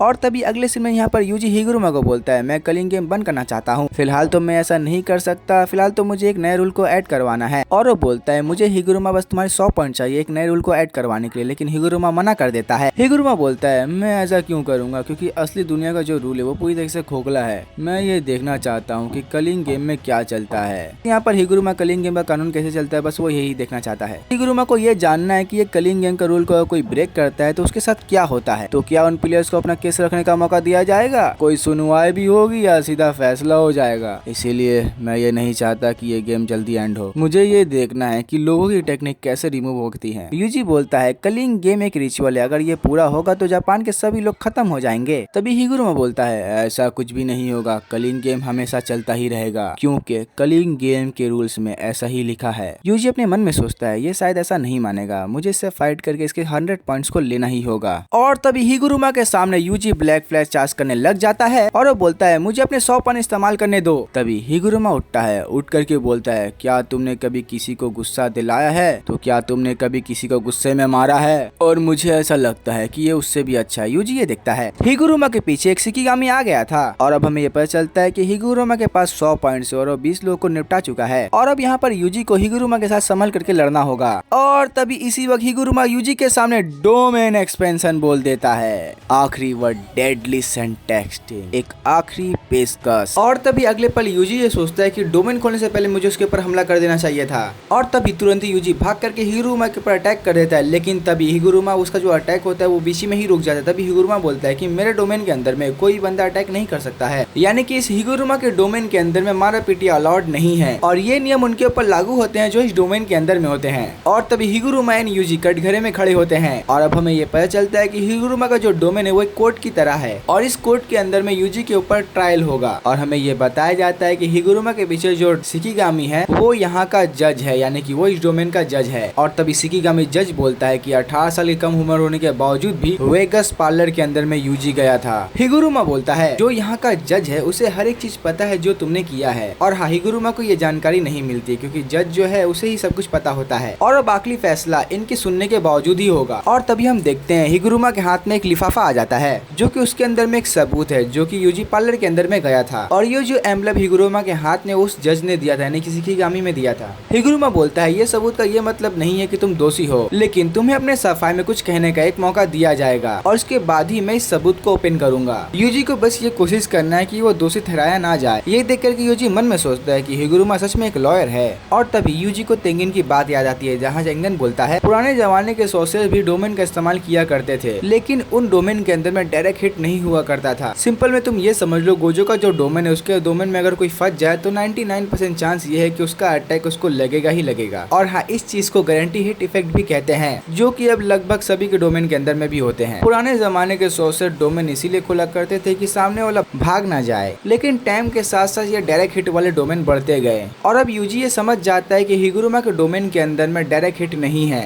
यानी कि ये डोमेन जो कि अब तक मुझे चोट नहीं पहुंचा पाया है। और बाइंडिंग बॉ के मदद से हिगुरुमा को डोमेन के अंदर में जो रूल्स वगैरह है वो यूजी को बताने पड़ेंगे। और तभी हिगुरुमा बोलता है कि तुम्हें सफाई देने का सिर्फ एक मौका मिलेगा और उसके बाद मैं अपनी एक सबूत दे करके एक दलील दूंगा और फिर जज फैसला सुनाएगा। और तभी यूजी बोलता है अगर मैं दोषी पाया गया तो क्या होगा, लेकिन हिगुरुमा ये बताना अब सही नहीं समझता, इसीलिए वो 3 ऑप्शन देता है। पहला, तुम चुप रहो, और दूसरा, तुम अपना गुनाह कबूल कर लो, और तीसरा, वो मना कर दे, यानी कि साफ इनकार कर दे, चाहे सच हो या झूठ। और ये सुनकर के यूजी चौंक जाता है। वो बोलता है कि ट्रायल में झूठ भी बोल सकते हैं क्या? हिगुरुमा बोलता है क्या कोई सच बोलता है, इसीलिए ट्रायल की जरूरत पड़ती है, इसीलिए तुम जो भी चाहे वो बोल सकते हो। यूजी सोचता है कि अब उसे क्या बोलना चाहिए, मैं तो उस पार्लर के अंदर में भी गया था और मैंने गेम भी खेला था और मैं वहाँ पर पैसे भी जीता था, तो क्या मुझे झूठ बोलना चाहिए? और लेकिन यूजी को ये नहीं पता कि उस एनवेलप के अंदर में है क्या। अगर सबूत में ये बताया गया कि यूजी इस पार्लर के अंदर में नहीं गया था तो वो झूठ भी बोल सकता है। अगर सबूत में ये बताया जाता है कि वो अंदर गया था तो वो ये झूठ ऐसे बोल सकता है, तो मैं तो बस वहाँ टॉयलेट इस्तेमाल करने गया, क्या ये चलेगा? और शायद मैं कन्फेस कर लूँ कि टॉयलेट की वजह से मैं अंदर गया था और शायद मैं अपना गुनाह को एक्सेप्ट कर लूँ, तो क्या मेरा सजा कम हो जाएगा? और अब यूजी को ये नहीं पता कि सजा क्या मिलेगी। तभी यहाँ पर वो बोल देता है कि हाँ मैं पार्लर के अंदर गया था टॉयलेट इस्तेमाल करने के लिए। और तभी इतना सुनते ही हिगुरुमा उस एल्मेवेब को खोलने लग जाता है। उस लिफाफे के अंदर में से हिगुरुमा एक फोटो निकालता है जहाँ पर यूजी एक एटीएम के पास खड़ा होता है। यूजी फोटो में देखता है ये सबूत का पार्लर से कोई लेना देना ही नहीं है। और अब यूजी ने तो बोल दिया कि वो पार्लर के अंदर में गया था और सबूत के तौर पर उसने एटीएम से पैसे भी निकाले, जहाँ पर वो जाकर के गेम भी खेला उसने। और गेम खेलना और पार्लर के अंदर में जाना तो उसकी 18 साल की उम्र में कम भी थी। हिगुरुमा बोलता है कि फिर भी तुमने पार्लर के अंदर में घुस करके कानून तोड़ा है। तभी यूजी मन में सोचता है कि नंबर 3 ही सही था, मैं अपने गुनाह को मान लेता। और तभी हिगुरुमा बोलता है कि एटीएम से पैसे निकालना कोई बुरी बात भी नहीं है, यूजी तुम्हें ये कहना था कि तुम्हारे ऊपर जो इल्जाम लगाया गया है वो गलत है। और तभी जजमेंट फैसला सुना देता है कि यूजी दोषी है और यूजी की जो सजा है वो है कॉन्फिकेशन। और जज के इतना बोलते ही जज और डोमेन दोनों ही गायब हो जाते हैं और तभी यूजी एंड हिगुरुमा रियल लाइफ में आ चुके हैं। और तभी तुरंत ही यहाँ पर हिगुरुमा यूजी के ऊपर दौड़ करके अपना हथौड़ा फेंक करके मार देता है और यूजी को इसे चोट भी लगती है और तुरंत ही हिगुरुमा इसके ऊपर अटैक करने फौरन सामने आ जाता है। लेकिन तभी जो हथौड़ा गायब होता है वो तुरंत ही हिगुरुमा उसे अपनी शक्ति से वापस बुला लेता है, जहाँ पर वो हथौड़े को बड़ा करके यूजी के ऊपर अटैक कर देता है, जहाँ पर ये अटैक डायरेक्ट जाकर के यूजी को लगता है। और यूजी ये सोचता है हिगुरुमा का जो ये हथौड़ा है ये इसे कहीं भी फेंक सकता है, वापस अपने हाथ में ला सकता है और इसे बड़ा या छोटा कर सकता है। और तभी हिगुरुमा का हमला खाने के बाद हिगुरुमा बोलता है कि तुम काफी ज्यादा स्ट्रांग हो। यूजी बोलता है कि ये मैं बहुत ही बार सुन चुका हूँ, लेकिन हैरानी की बात यह है कि अरे यार मैं अपनी कर्स एनर्जी को ठीक से कंट्रोल नहीं कर पा रहा हूँ। और अब हमें ये पता चलता है कि हिगुरुमा की जो उम्र है वो अभी 36 साल है। और अब हमें हिगुरुमा के लाइफ के बारे में कुछ बताया जाता है। लॉ यूनिवर्सिटी के सभी एग्जाम को हिगुरुमा ने आराम से पास कर लिया था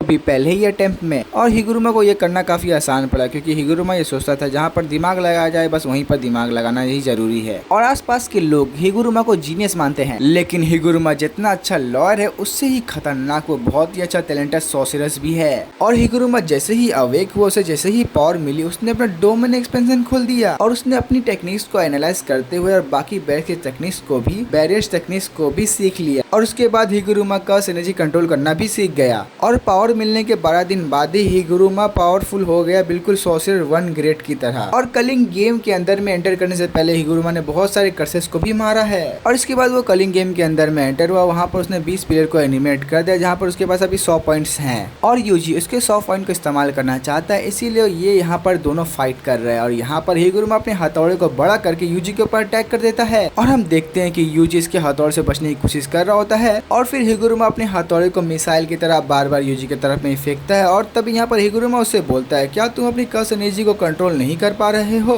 और शायद मुझे ऐसा लगता है कि तुम अपनी कर्स एनर्जी का इस्तेमाल ही नहीं कर पा रहे हो। यूजी बोलता है कि हाँ मैं इस्तेमाल नहीं कर पा रहा हूँ अपनी कर्स एनर्जी को। तभी हिगुरुमा यूजी को बताता है क्यों काम नहीं कर रहा है, रुको मैं बोलता हूँ। जिसे भी कॉन्फिकेशन की सजा मिलती है वो कुछ टाइम के लिए अपनी कर्स एनर्जी का इस्तेमाल नहीं कर सकता है, लेकिन हिगुरुमा को ऐसा लगता है कि यूजी के पास कोई कर्स टेक्निक है ही नहीं और इसीलिए हिगुरुमा को ऐसा लगता है कि जज ने यूजी की कर्स एनर्जी ही उड़ा दी। और अब हिगुरुमा ये समझ जाता है कि यूजी बस अपने लात घूसों से ही फाइट करता है, यानी कि हिगुरुमा ये समझ जाता है कि ये बंदा बहुत ही पावरफुल है, लेकिन ये अभी तक मेरे सामने जिंदा कैसे है। और हिगुरुमा यूजी को ये देख कर समझ जाता है कि उसका शरीर काफी ज्यादा स्ट्रॉन्ग है। हिगुरुमा ये समझ जाता है कि यह बंदा काफी स्ट्रॉन्ग है और इसे मुझे थोड़ा सा संभल के लड़ना चाहिए। और यूजी यहाँ पर हिगुरुमा से छुप रहा होता है। हिगुरुमा अपने मन में बोलता है कि कोई भी सॉर्सरर मेरे सामने टिकता ही नहीं, एक ही हथौड़े में उन्हें निपटा देता हूँ, बल्कि ये बंदा काफी ज्यादा ज्यादा स्ट्रॉन्ग है जो कि मुझे इसके साथ ध्यान से फाइट करनी पड़ेगी। और अब यूजी को हराने के लिए हिगुरुमा अपनी पूरी पावर का इस्तेमाल करने वाला है और हिगुरुमा फिर से यूजी के ऊपर अटैक करता है। इस बार यूजी बीच में आकर के गिर जाता है और यूजी बाथटब के पीछे में आकर के बाथटब को उठा करके हिगुरुमा के ऊपर फेंक देता है।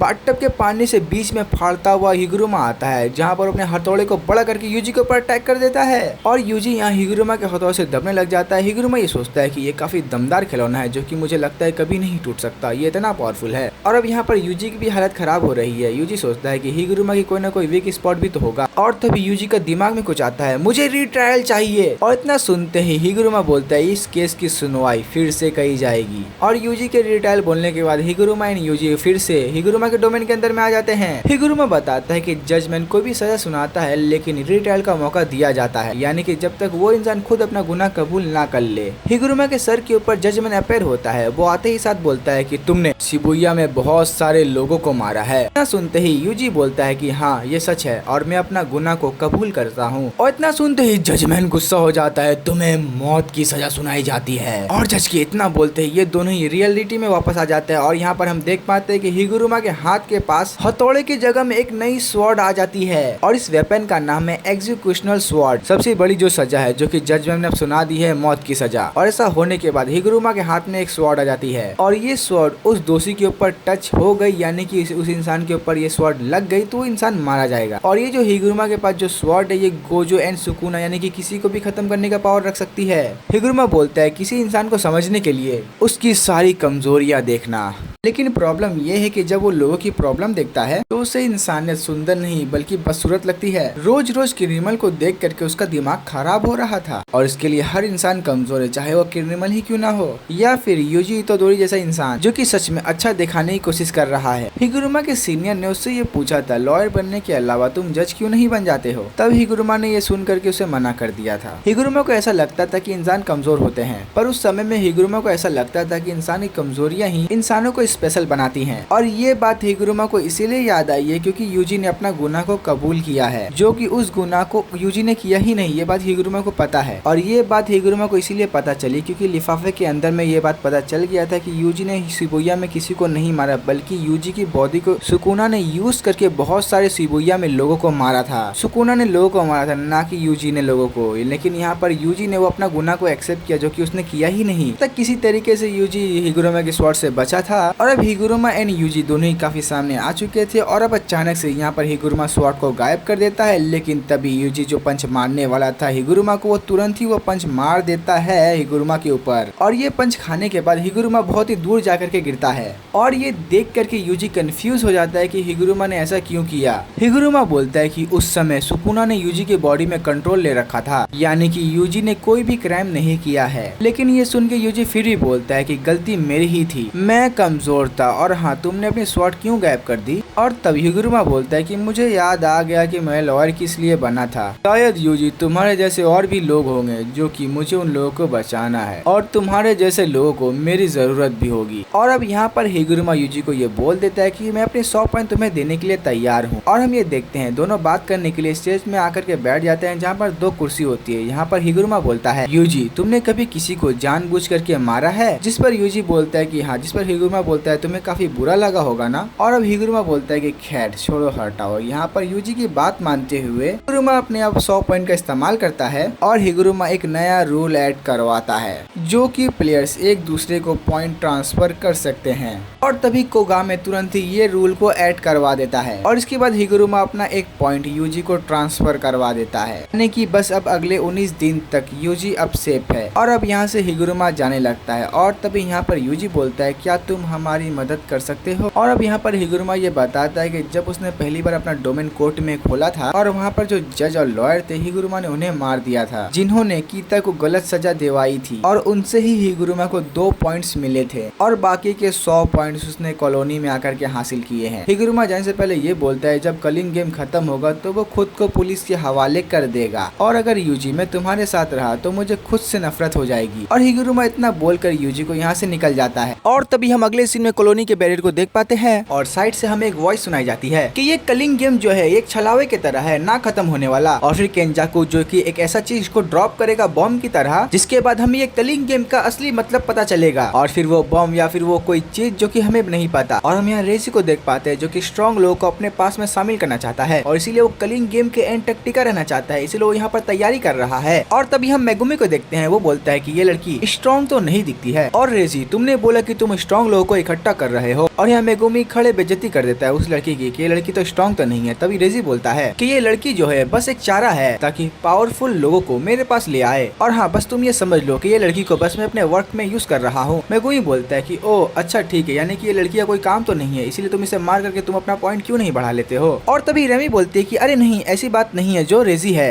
वो एक अच्छा नाइट है, वो मेरी सुरक्षा कर सकता है और इसीलिए मैं उसकी सेवा कर रही हूँ और उसकी बात भी मान रही हूँ। और तभी मेगुमी बोलता है कि ओ अच्छा ऐसी बात है, जल्दी तेरा सपना टूटने वाला है। मतलब मेगुमी अभी समझ जाता है कि बस ये लोग 100 पॉइंट इकट्ठा करना चाहते हैं। और तभी मेगुमी आगे बोलता है कि तुम टेंशन मत करो, जल्दी एक नया रूल ऐड होने वाला है जहाँ पर एक प्लेयर दूसरे प्लेयर को अपने पॉइंट्स को शेयर कर सकता है और अब इसीलिए मैं तुम्हारे पॉइंट्स लेने वाला हूँ। और तभी अचानक से एक चोटी वाला बंदा यहाँ पर अपीयर होता है, वो तुरंत ही मेगुमी के ऊपर अटैक कर देता है। पर लेकिन पलक झपकते ही मेगुमी अपने शैडो से निकल कर उसे उठा करके बाहर फेंक देता है और फिर रेजी के ऊपर अपना शैडो वाला डॉग छोड़ देता है। और फिर रेजी उस डिवाइन डॉग को मार देता है और वो बोलता है कि लगता है कि तुम्हें इस लड़की से प्यार हो चुका है और इसीलिए तू इस लड़की को नहीं मार रहा है और हमें मार करके तू पॉइंट लेना चाहता है। और बेटा तू जल्दी ही पछताने वाला है कि तू क्या कर रहा है। और तभी हम अचानक से मेगुमी के पीछे चिंगारी जैसा आग देखते हैं, वो जल रहा होता है और तभी उसके अंदर में से ब्लास्ट निकल जाता है। और तभी हम अचानक से एक लड़के को देखते हैं जो कि अपने एक आंख को सैक्रिफाइस करके उसने मेगुमी के ऊपर फेंक दिया था, जिसकी वजह से वहाँ पर ब्लास्ट हो गया था। और वो बंदा बोलता है कि अरे बेवकूफ, ये फाइट में हम भी हैं, जरा ध्यान दो। और इस बंदे का नाम यूरी होता है और इस बंदे के पास अभी 35 पॉइंट होते हैं। और तभी हम देखते हैं कि ये बंदे ने अपने दांत को तोड़ करके नीचे फेंक दिया था। और तभी हम रेमी को देखते हैं जो कि वो भी मेगुमी के ऊपर अटैक कर रही होती है और हम ये देख पाते हैं कि रेमी अपने चूल से अटैक कर रही होती है। और तभी हम अचानक से मेगुमी के हाथ के पास देखते हैं जो कि उसके पास से कुछ गिरा होता है जो कि पेट्रोल का तरह होता है। और तभी हम वो दांत को देख पाते हैं कि जो उस बंदे ने फेंका होता है वो सीधा मेगुमी के ऊपर वो फेंक देता है। और हम ये देख पाते हैं कि हाथ में लगे हुए पेट्रोल जैसी चीज और ये दांत की वजह से यहाँ पर मेगुमी के पास में बहुत जोर का ब्लास्ट हो जाता है और लिक्विड जैसा अटैक उस बंदे ने किया होता है जिस बंदे को मेगुमी ने बिल्डिंग से नीचे फेंका होता है। तभी वो बंदा बोलता है कि बिल्डिंग से ऊपर आने में मुझे काफी ज्यादा टाइम लग गया था, इसीलिए मैं थोड़ा सा लेट हो गया हूँ। और इस बंदे का हमें नाम बताया जाता है जो कि हारी होता है और उसके पास 28 पॉइंट्स होते हैं।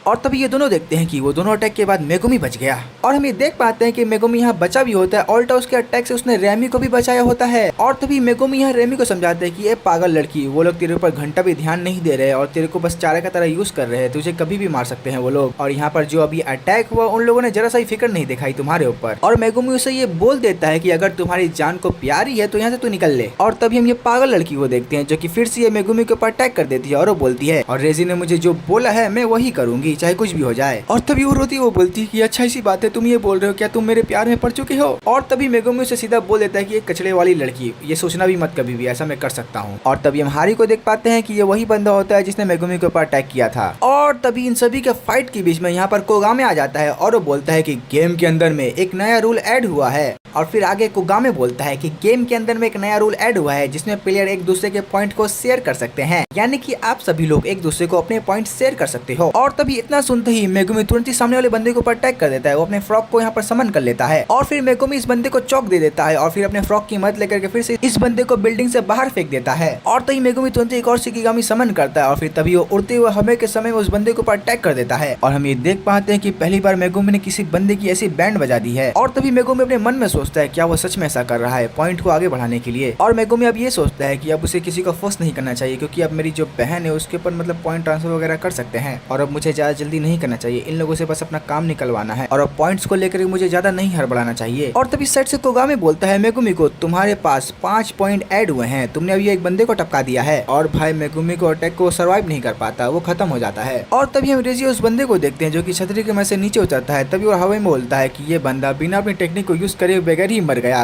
काफी शर्म की बात है। और तभी यहाँ मेगुमी रेमी के बारे में पूछता है, क्या वो धमाके से मर गई? नहीं, लगता है कि उसे चोट भी लग गया, उसने सर्वाइव कर लिया है। और तभी मेगुमी यहाँ ये सोचता है, वो तो भाग तो नहीं सकता, क्या मैं अपना डोमेन एक्सपेंशन कर दूं? नहीं, वो अभी इनकम्प्लीट है। और शायद मैं एक बैरियर बना दूं इन लोगों को ट्रैप करने के लिए। नहीं, ये इतना आसान नहीं होगा। तो लगता है कि ऐसा हो तो नहीं पाएगा, तो मुझे फिर से इनके साथ लड़ना होगा। और तभी ये बंदा अचानक से अपने टूटे हुए दांत को मेगुमी के ऊपर फेंक देता है और जैसे ही ब्लास्ट होता है तभी हम देखते हैं कि मेगुमी के सामने यहाँ पर ताकाबा आ जाता है और ताकाबा ने ये ब्लास्ट को अपने ऊपर ले लिया है। और तपाका इन दोनों को बोलता है कि दो के सामने एक, ये काफी नाइंसाफी की बात है। और हाँ डरफोको, एक के ऊपर अटैक कर रहे हो और तुम्हारा अटैक भी इतना दमदार नहीं है और तुम्हारा ये जो अटैक है बिल्कुल 0% मुझे लगा है। लेकिन हम ये देख पाते हैं कि ताकाबा को वो अटैक लगा होता है। और तभी धमाका खत्म होने के बाद माहौल शांत होता है। तभी ताकाबा मेगुमी को पीछे बोलता है कि ये बच्चे तुम टेंशन मत लो, अब मैं तुम्हारे साथ रहूंगा, यानी कि मैं अब तुम्हारी मदद करने वाला हूँ और मैं अब 35 साल का हो चुका हूँ, इसीलिए तुम टेंशन मत लो। मैं किसी को भी शक्ल देख के पहचान सकता हूँ कि वो लोग कितने बुरे हैं, पर लेकिन अभी के लिए तुम्हारी शक्ल भी बेकार लग रही है। और तभी मेगुमी अपने मन में सोचता है कि इस बंदे ने मुझे भी बचाया है तो मैं इसके ऊपर भरोसा कर सकता हूँ। और तभी रेजी एओरी को बोलता है, क्या तू इस बंदे को जानता है? वो बंदा बोलता है कि नहीं, मैं इसे नहीं जानता। और तभी एओरी इस बंदे से पूछता है कि ये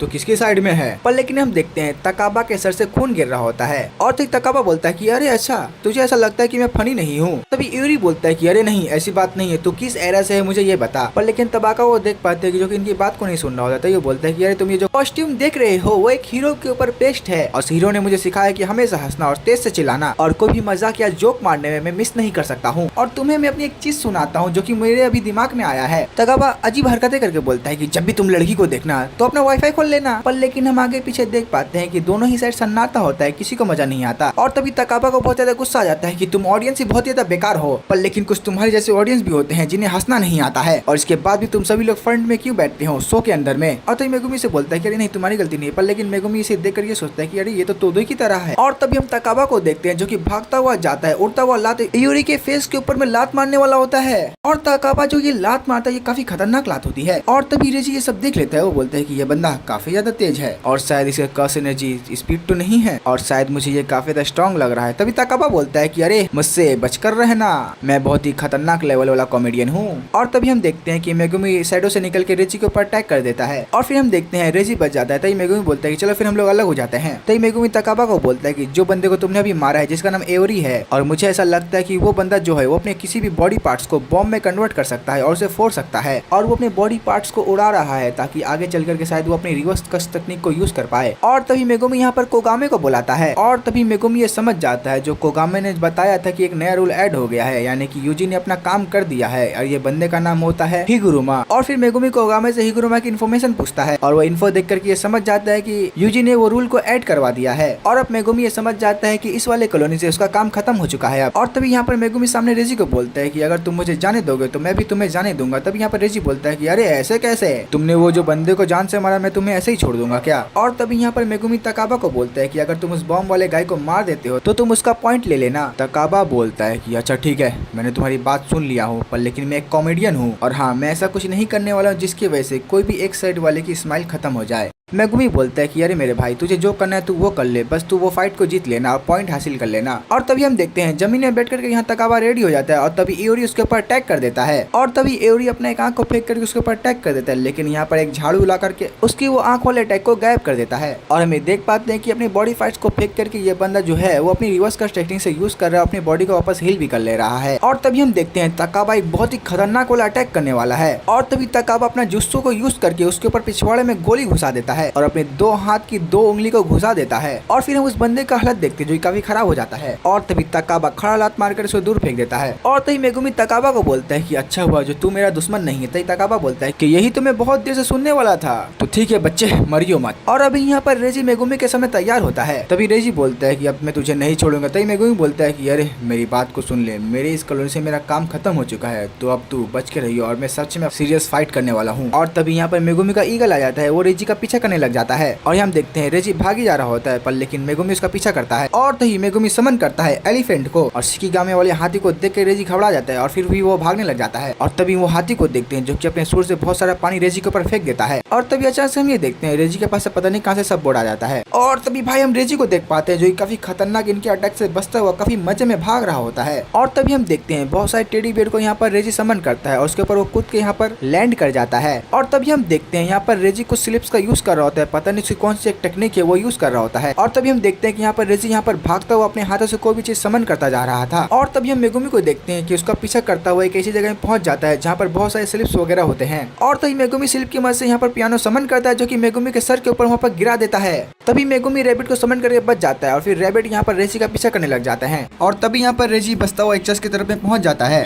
तभी रेजी बोलता है कि अच्छा तू पीछा करता हुआ आ गया, तू मेरी अब टेक्निक समझ चुका है। तभी रेजी बोलता है कि अच्छा तू मेरी टेक्निक को समझ चुका है, पर मैं बता देता हूँ कि मेरी जो टेक्निक है वो तुझे समझ में नहीं आएगी, पर मेरी जो टेक्निक है मैं किसी भी चीज़ को स्लिप की मदद से ट्रांसफॉर्म कर सकता हूँ, यानी कि किसी भी चीज़ को मैं यहाँ पर ला सकता हूँ। और हम यहाँ पर देखते हैं रेजी के हाथ में स्लिप्स होती है और यहाँ पर कुछ लिखा होता है स्लिप के ऊपर में, और वो बोलता है मतलब वो स्लिप्स के साथ वो रिक्रिएशन कर देता है। और अगर मुझे इस स्लिप्स को कुछ बनाना है जैसे कि पियानो या फिर कोई घर में समन करना है तो मैं कर सकता हूँ, मैं रिकंस्ट्रक्शन और रिक्रिएशन भी कर सकता हूँ। और तभी रेजी यहाँ पर मेगुमी को कुछ बताता है कि मैं एक होटल में था जहाँ पर 3 रातें 3 दिन और 5 स्टार जैसा होटल जहाँ पर मसाज के साथ खाना भी था। और रेजी उसके मुंह पे बोलता है तू भी काफी परेशान हो चुका है, तू भी काफी सारे शिकिगामी को यूज कर चुका है। और तभी मेगुमी बोलता है कि अरे हाँ तू सही बोल रहा है, मैंने बहुत सारे शिकिगामी को समन कर लिया है और एलिफेंट को समन करने में मुझे काफी ज्यादा दिक्कत भी हुई। और रेजी बोलता है कि मैंने ये नोटिस किया तुम्हारे जो शिकिगामी थे वो बहुत जल्दी आए, बहुत जल्दी चली भी गए, और इसीलिए अगर तुम्हारे शिकिगामी डैमेज हो जाते हैं तो तुम उसे वापस नहीं ला पाते हो। और अब शायद मेगुमी तू फंस चुका है एक ही चीज को बार बार यूज करके, और सीधा बोल देता है कि लगभग मेगुमी तो अब खत्म हो चुके हो और अब सीधा फाइट करने के अलावा कोई रास्ता नहीं है, और अब शायद मुझे ऐसा लगता है तुम मुझे नहीं हरा पाओगे। और तभी मेगुमी बोलता है कि अरे हाँ मैं तुझे नहीं हरा पाऊंगा। तभी मेगुमी अपने यहाँ पर ईगल को समन कर लेता है और वो यहाँ से भाग जाता है। और तभी रेजी क्रिएशन करता है, वो डोन को बुला लेता है और तभी एक स्कूटर को भी समन करता है और स्कूटर के ऊपर बैठ करके निकल जाता है। और तभी स्कूटर चलाते हुए अपने हाथ में फोन देखता है जहाँ पर वो ड्रोन के लोकेशन के हिसाब से यहाँ पर फोन से वो फॉलो करता हुआ यहाँ पर मेगुमी के पास पहुंच जाता है। और तभी हम देखते हैं ये जगह एक जिम जैसी होती है और मेगुमी इसे जानबूझ करके यहाँ पर लाया है। और तभी रेजी बोलते हैं कि अरे बच्चे तू क्या प्लानिंग कर रहा है बचने के लिए। तभी मेगुमी बोलता है उसे लगता है कि तू प्लानिंग कर रहा है। और तभी हम देखते हैं कि अचानक से मेगुमी के बगल में 2 ट्रक आ जाती है, पर लेकिन मेगुमी यहाँ बड़ी मुश्किल से बचता है और फिर रेजी उसके ऊपर अटैक कर देता है। और फिर हम देखते हैं कि रेजी यहाँ पर मेगुमी का बैंड बजाते जा रहा होता है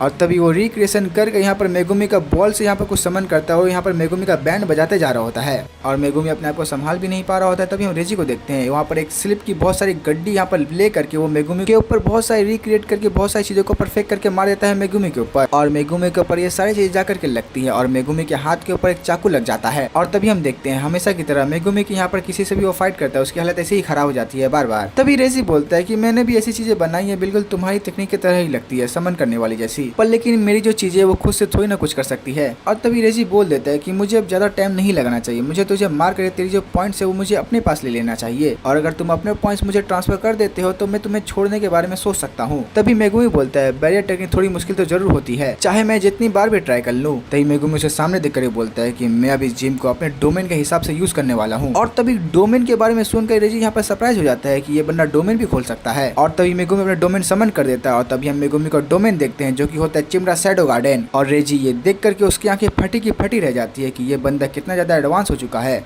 और रेजी ने ये सोचा था कि हम दोनों के पास कोई बड़ा मूव नहीं है चलने के लिए। तभी मेगुमी सीधा बोल देता है कि तुझे ऐसा लगा कि मेरे पास कोई बड़ा मूव नहीं है। और तभी वो उसका बात कंटिन्यू करके बोलता है कि मैंने ये कभी नहीं बोला कि मेरे पास कोई फिनिशिंग मूव नहीं है। और इसी के साथ ये कमाल का एपिसोड यहीं पर एंड हो जाता है। और सच में भाई ये एपिसोड काफी ज्यादा अच्छा था। अगर आप सभी लोगों को ये वाली वीडियो का एक्सप्लेनेशन वीडियो अगर अच्छा लगा हो तो वीडियो को एक लाइक जरूर कर देना और कमेंट सेक्शन में जरूर ये बताना कि आप सभी लोग को मेरी ये वाली वीडियो का एक्सप्लेनेशन वीडियो कैसा लगा। और वीडियो एंड करने से पहले पता नहीं क्यों ये वाले चैनल में व्यूज नहीं आ रहे हैं, 1-2 के में ही अटक जाते हैं, तो मैं ये सोच रहा हूँ कि मैं एक नया चैनल बना करके उसमें एनिमे एक्सप्लेनेशन की वीडियो पोस्ट करूँ। तो लगता है कि ये चैनल पे जो व्यूज है वो ज्यादा नहीं आने वाले हैं, तो दूसरे चैनल पर ही मेहनत करना पड़ेगा। और दूसरे चैनल का जो लिंक है वो मैं डिस्क्रिप्शन के अंदर में दे दूंगा और वो दूसरे चैनल पर मैं नए नए एनिमे को एक्सप्लेन करूंगा। बस अब आज के लिए इतना ही था, तो चलिए मैं मिलता हूँ किसी और एनिमे की वीडियो में, तब तक के लिए बाय बाय।